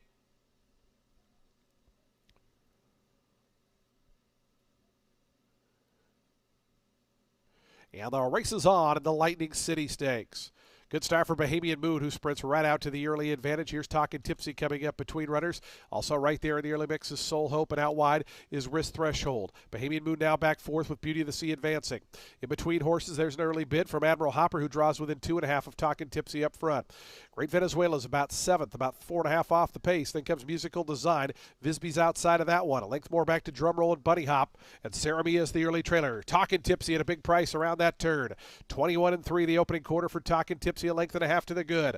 On the outside, Beauty of the Sea pokes a nose into second. Admiral Hopper, Risk Threshold between horses in a bit of a tight spot there as Great Venezuela winds up to the outside. Talkin' Tipsy leads him into the stretch. Here's Beauty of the Sea. Between horses is Admiral Hopper down at the fence. Bahamian Moon's back into the bit. Great Venezuela's roaring down the far outside. Great Venezuela coming up after the lead. Up the fence, Bahamian Moon. Great Venezuela going on to win it here. It's Great Venezuela by almost 2 in the end. Talkin' Tipsy, I believe, held second. It's really close there, along with Visby, Bahamian Moon, and Beauty of the Sea.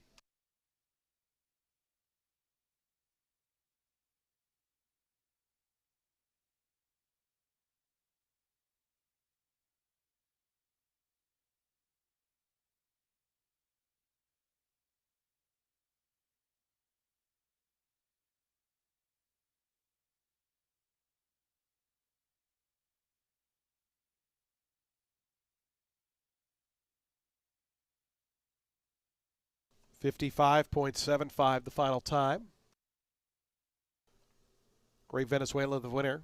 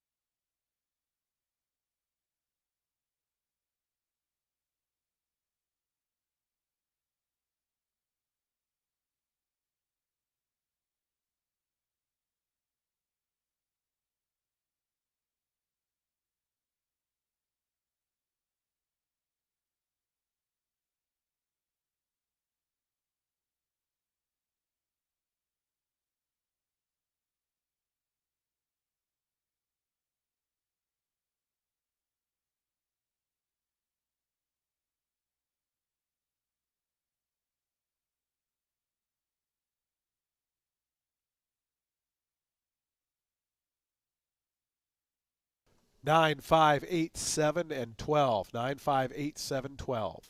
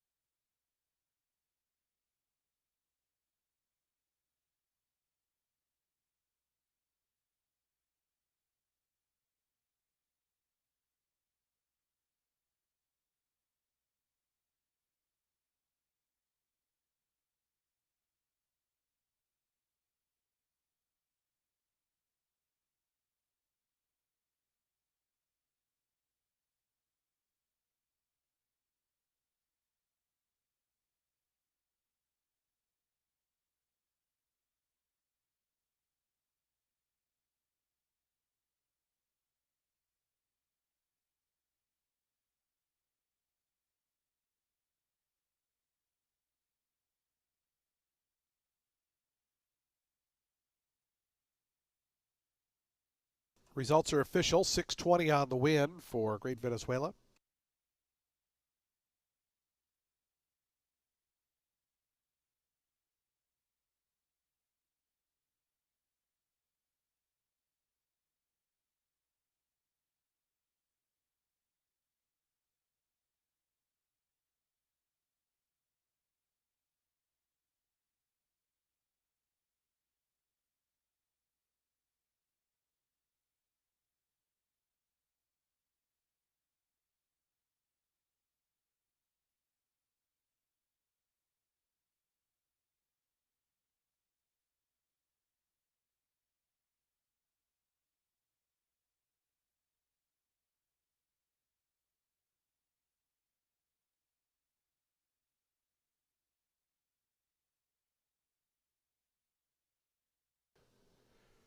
Great Venezuela to the winner's circle.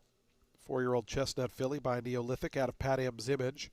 Was bred in Florida by the winning owners, Orleana Farm. Victor Barboza Jr. is the winning trainer. Leonel Reyes aboard for the winning ride as the Lightning City Stakes goes to Great Venezuela.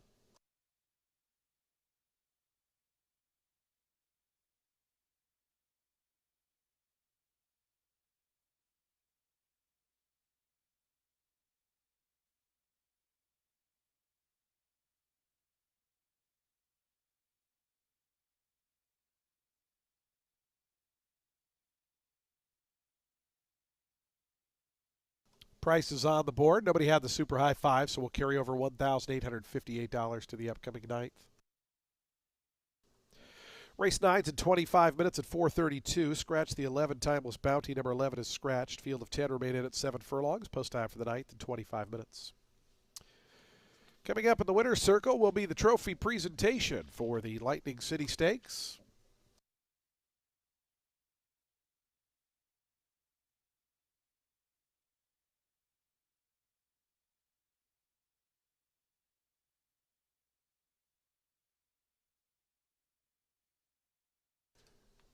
Presentation now to Great Venezuela. So we welcome in Jackson Zare, our stakes coordinator here at Tampa Bay Downs. He presents to the Winning Connections.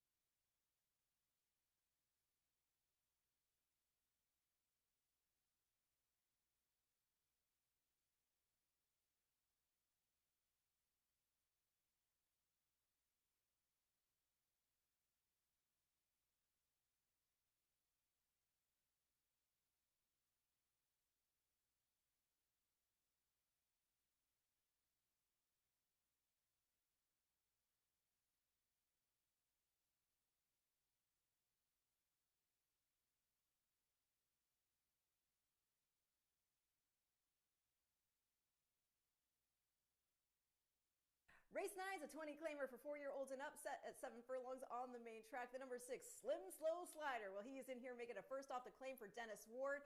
And boy, has he been picking his horses and their spots masterfully. From 13 starts here this meet, he's had 7 winners, 2 runner-up finishes. We'll see if he can figure this boy out. I will say this guy's got excuses for the last couple of starts he's had. Last out in that 8.5 optional 16 N1X, he got bumper card out of the gate, and it was really bad. And then start before that, optional 32 N2X going mile 40, he was checked not long out of the gate, then got floated out wide in the first turn. So I would draw lines through both of those races. He had run a promising second, beat just a neck by Havildar in the first Tampa try, got the lead duel, but could not hold off the winner that day. Havildar was in there off a head defeat to Morgan Point in an optional 25 at N1X at Gulfstream, and he went on to run fourth in that January 31st optional 32 N2X won by 46 counts. Now, around this time last year, Slim Slow Slider ran fourth in the Sunshine Classic. It was a well-beaten fourth, but still, this boy used to routinely put up figures in the mid to upper 80s. So, as I said, Ward, he's really talented at being able to get into these horses' heads, bring out their best. Hopefully, he can do that with him because Slim used to run big, going 1 hook miles at Gulfstream. He has won at 7 furlongs, so hopefully, dropped in for 20, he can get it done. The 4 is Fluid Situation in for Terra Nova. He is making a second start off the layoff after running 6 against an optional 32 N2X field. Looked pretty headstrong, but he had to be restrained because there was nowhere for him yet to go. Pace was hot up front, and off the turn, he didn't change his leads. That was also, something I wanted to point out regarding that. It'd been a long time since he's raced on dirt. Not only did he not change the leads, but I think part of that was because he was being headstrong, and the headstrong attitude, I think, was coming from the fact that he hated the kickback. He just did not like it at all. He is a horse that usually shows speed, so he hasn't had to take it in the face like that. And again, since he'd been running on turf for so long, it'd been a while since that happened. Problem here today is that he's not the only horse with speed again, so he's likely going to have to settle just off and hopefully find a spot where he's not going to take that kickback. Going to complete the top 3 with the number 11, that is Timeless Bounty. That was a big run he made last out to close in for second, and I don't think that was fluky. That was the 3rd start he's had here at Tampa. He had the rail. He's not a speed horse, but he was able to take advantage of the hot pace to close. The first 2 starts he had here, you could make excuses also. The first was off a layoff. He had ground loss, got up for 4th. Length and a quarter, the better of him was Chrome Ghost, who then beat Grade 1 winner and eventual Pelican winner Nutella Fella next out. And in that race, Timeless Bounty was bumped. He was herded back out of the gate, was well back of the pace, and then made a big move as they headed for the turn, but he went a gazillion wide off it. This guy, he had been running well against 20 starter Allowance Company at Churchill and optionals at Belterra over the summer and early fall. So I do think he's legit, and if he gets an honest enough pace, he's going to come rolling. So that's going to be 6, 4, 11 in race 9.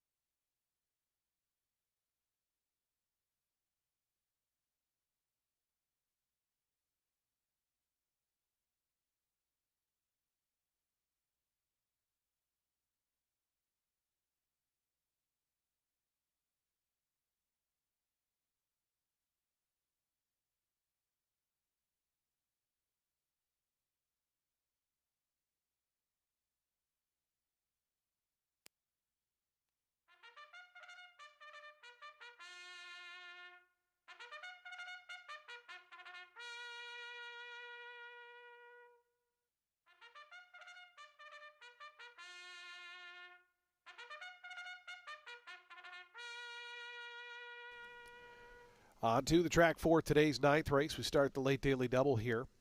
$20,000 claiming event for 4-year-olds and up. They'll be at 7 furlongs on the fast main track. Scratch number 11, Timeless Bounty, number 11 is scratched. Field of 10 remain in. Daily double, exacta, trifecta, superfecta, and super high five wagering. We have an $1,858 carryover in the super high five. It's coming up in 7 minutes.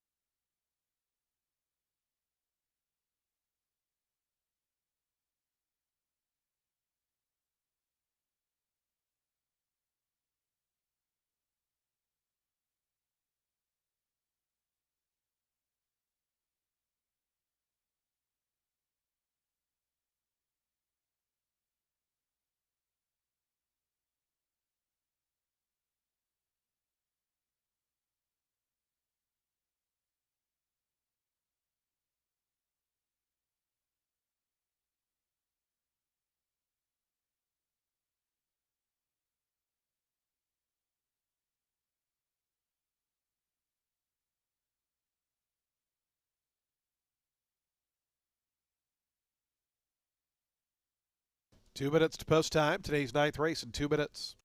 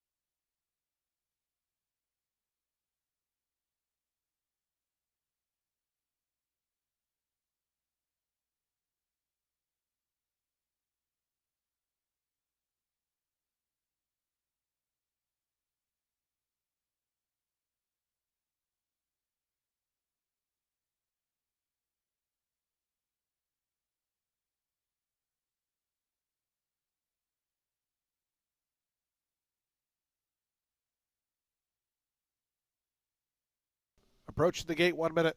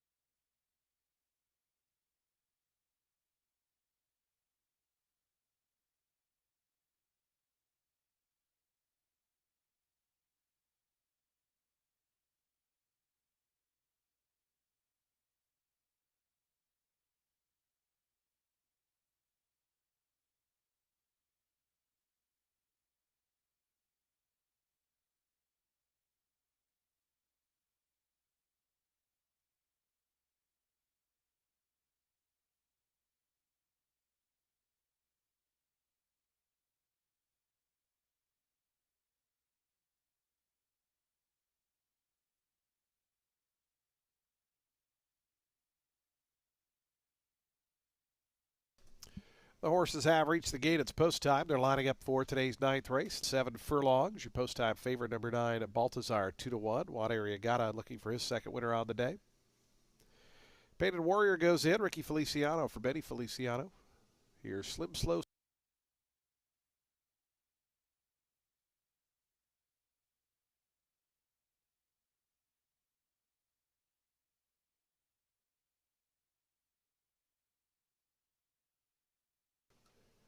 Fluid situation going up. Here's Baltazar. Waiting for Norfield. Set for a start. Today's late double getting out next. Our co-featured event, race 10. Norfield coming up. Call me Iceman. Kento Hill to the outside draw.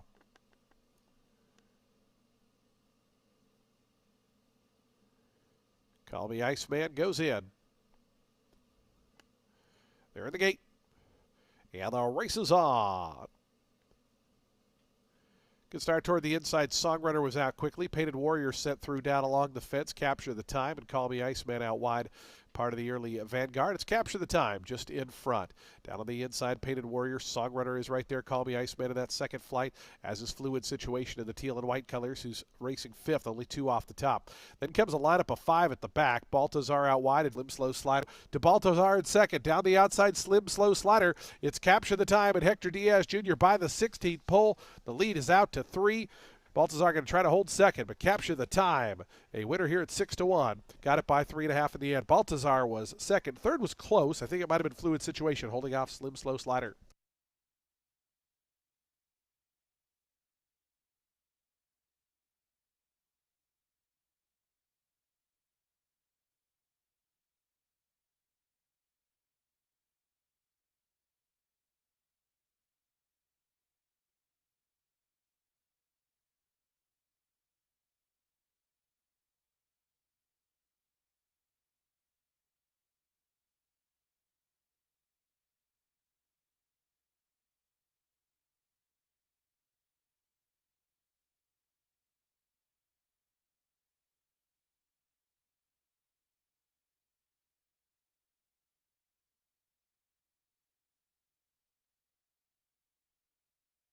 Seven, 9, 4, 6, and 3.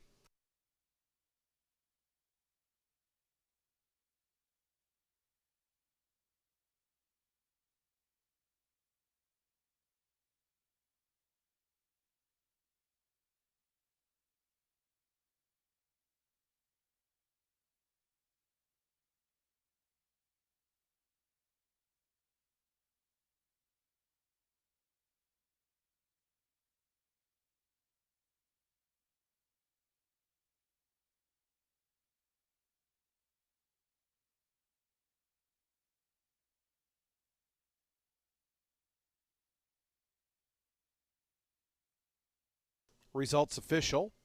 $14 on the win for Capture the Time.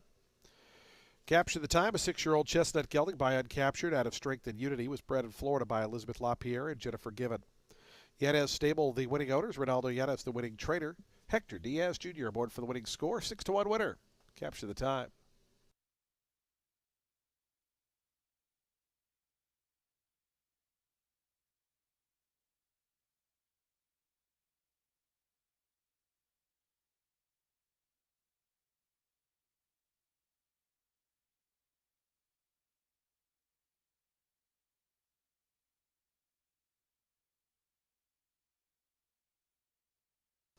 Prices on the board.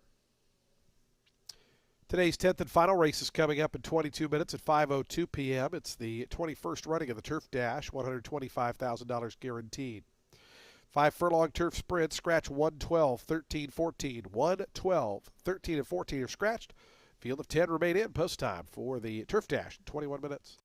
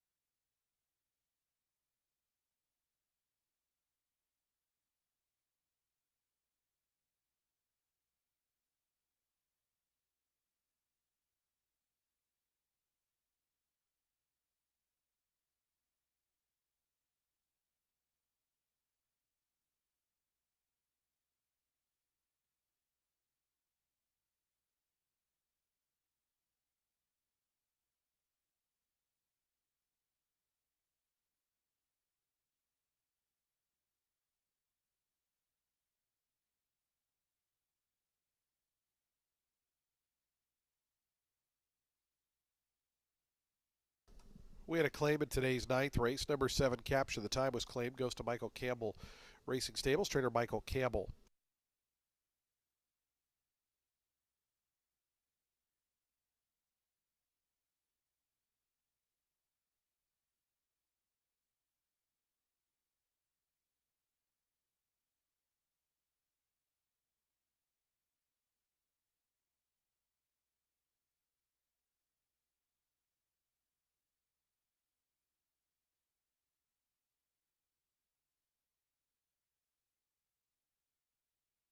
Race 10 is going to close out today's card with the featured Turf Dash Stakes. We've got 4-year-olds and up going 5 furlongs on the grass. The 11 is Ivungi Vungu in here for motion, making a first start off the layoff since finishing 7th, but beaten just 2 lengths in the Breeders' Cup Turf Sprint at Del Mar. He was drawn wide that day, also got bumped out of the blocks, chased back of Cogburn, and kept on gallantly until stretch. That's when he started getting leaned on by AG Bullet, and then Starlust came up and sideswiped him. And at that point, he just checked on back. But again, the beaten lengths in the end, just 2.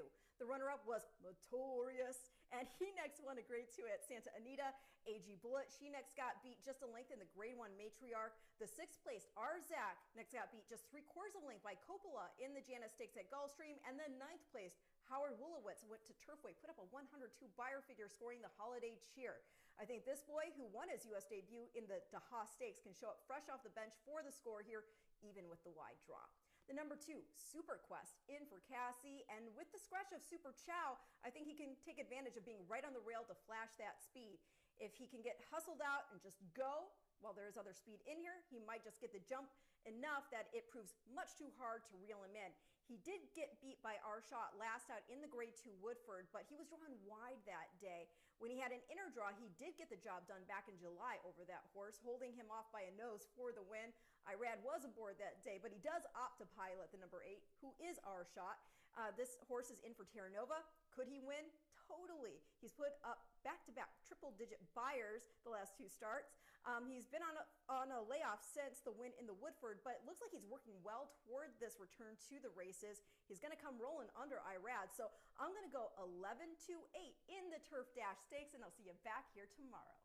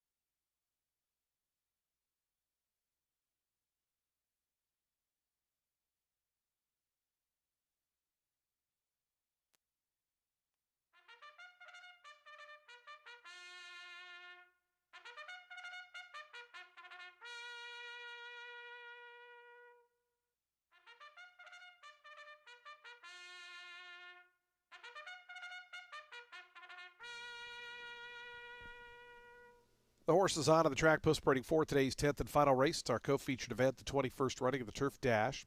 $125,000 guaranteed, a stakes for 4-year-olds and up at 5 furlongs on the turf.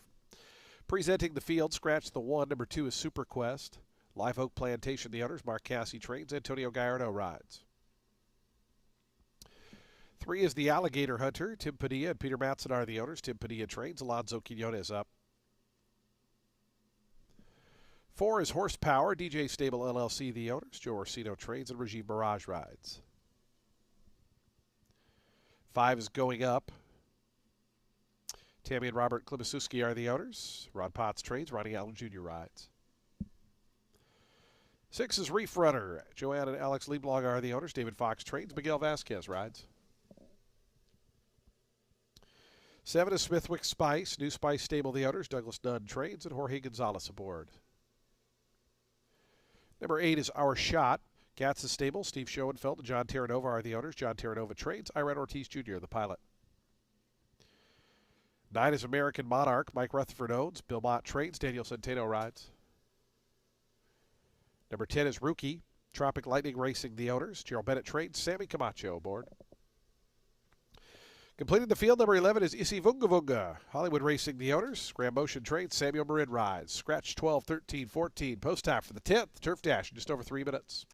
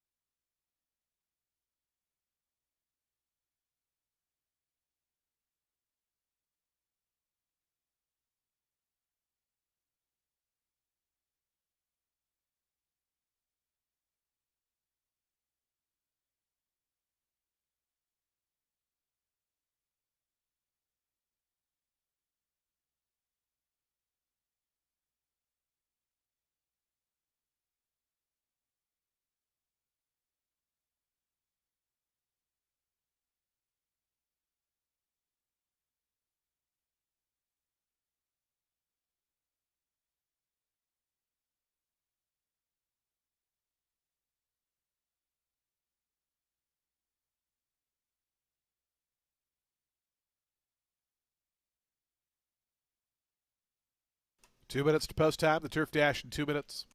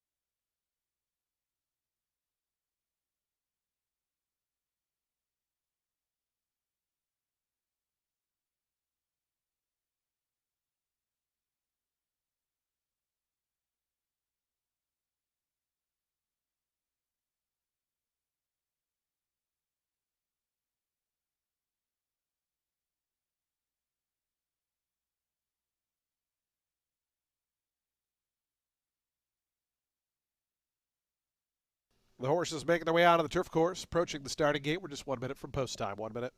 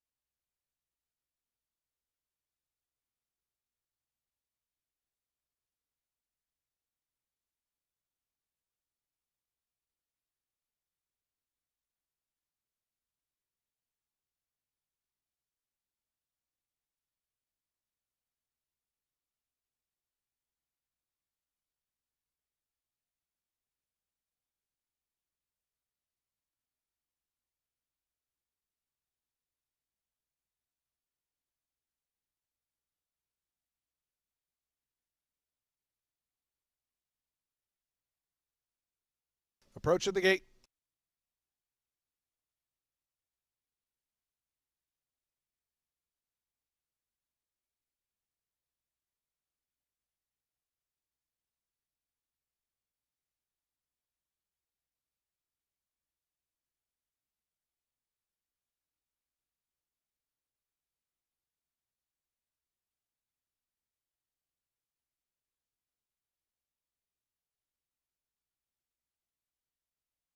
The horses have reached the gate. It's post time. They're lining up for today's 10th and co-featured event, the Turf Dash. 125,000 on the line here at 5 furlongs. Your post time favorite 7-5 on the number 8 Hour Shot. 7-2, numbers 2 and 11. Here's the Alligator Hunter to gate 3 at 58-1 long shot. Our Shot coming up. Here's American Monarch. Daniel Centeno for Bill Mott. Horsepower in the DJ stable colors. Rajiv Mirage in town to ride this weekend. Rookie coming forward along with Going Up. Looks like we're waiting on Reef Runner and Isivungavunga, the South African runner. Made a stateside debut at Colonial last summer before running in the Breeders' Cup.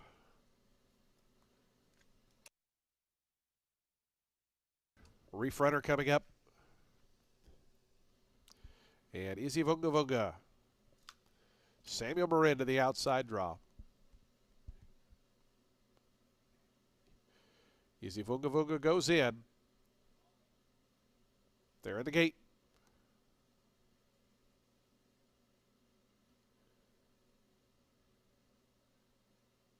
And the race is on in the Turf Dash. Broken a very good line. Super Quest from the inside out quickly. The Alligator Hunter is right there close up, and those two square off in the early going. Rookie with the gray was away in third. Then comes Our Shot fourth. Horsepower to the inside at fifth. Isivungavunga, the yellow colors, sixth on the outside, about 5.5 off the early tempo. Then comes Smithwick Spice. American Monarchs back third last. Going Up and Reef Runner are the two trailers. Super Quest leads them into that turn. A half length in front of the Alligator Hunter is pushed along to go after that one. 21 seconds flat. They drilled that opening quarter. Horsepower and Rookie. Horsepower just in behind looking for some room. The two favorites, Our Shot, and on the outside, Isivungavunga. They're starting to make up ground. 4 and 5 wide respectively as they come to the top of the stretch. Super Quest just in front of Rookie. Horsepower trying to work toward the outside. Isivungavunga and Our Shot. A final furlong left to go. Rookie has taken over the lead. Izzy down the outside along with Horsepower. It's Rookie just in front. Rookie with 50 yards left to go. It's Rookie to win the Turf Dash. Rookie a 20-1 upset winner. Second ended up close between Horsepower and Isivungavunga.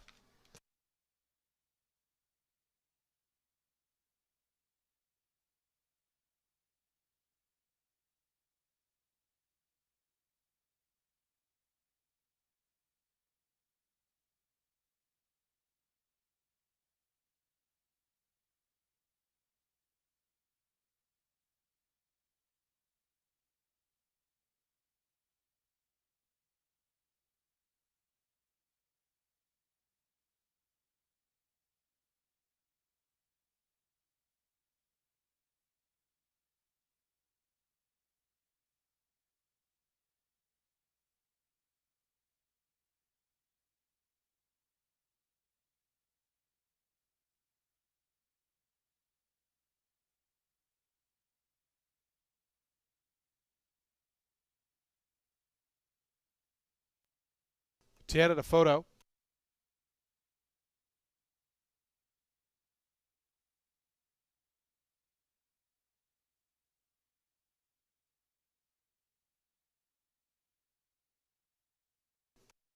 Ten, 4, 11, 6, and 8. 10, 4, 11, 6, and 8, the unofficial order.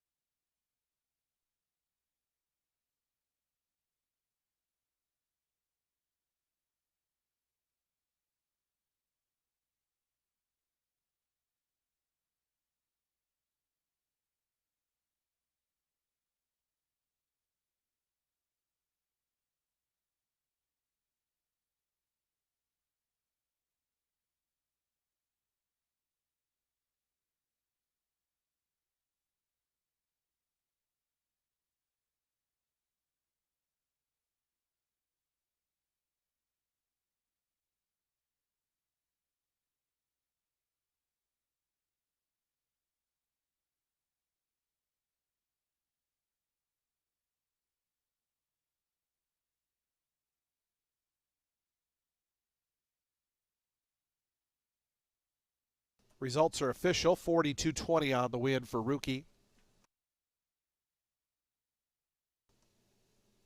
Not surprising, nobody had that super high 5, so 4,400 plus will carry over to tomorrow's opener.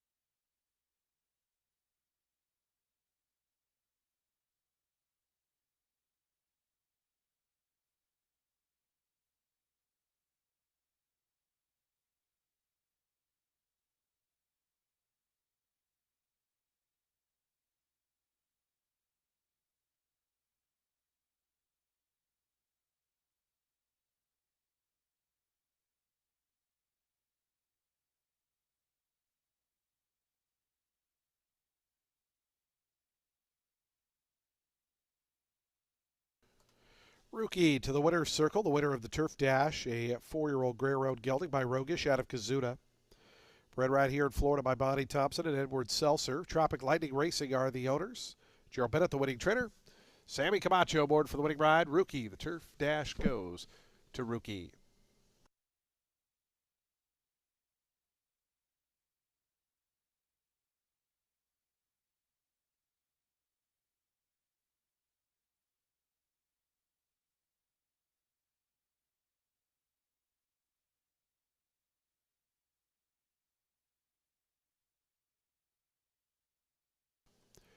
Prices on the board. The Ultimate Six was hit today for $97,994. Congratulations to that one winning ticket.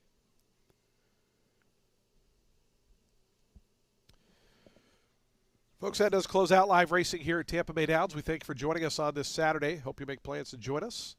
Live racing returns. We do still have our stakes presentation coming up in the winner's circle. Got a little ahead of myself there.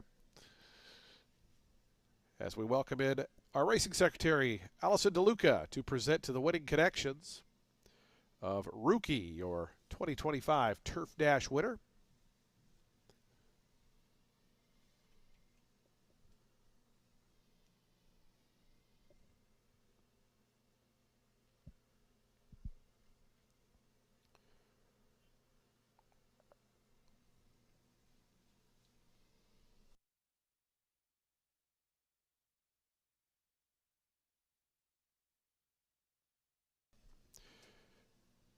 Trophy presentation for the Turf Dash. As Allison DeLuca, our racing secretary, presenting to Sammy Camacho and Gerald Bennett as they team up with the upset win here. Rookie, a 20-1 winner of the Turf Dash.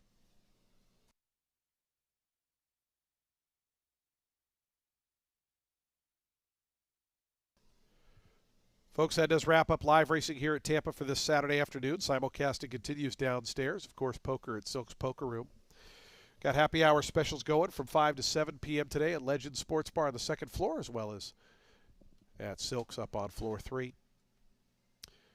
Live racing back tomorrow, a 10-race Sunday card. We hope you make plans to join us then. Until then, drive home safely.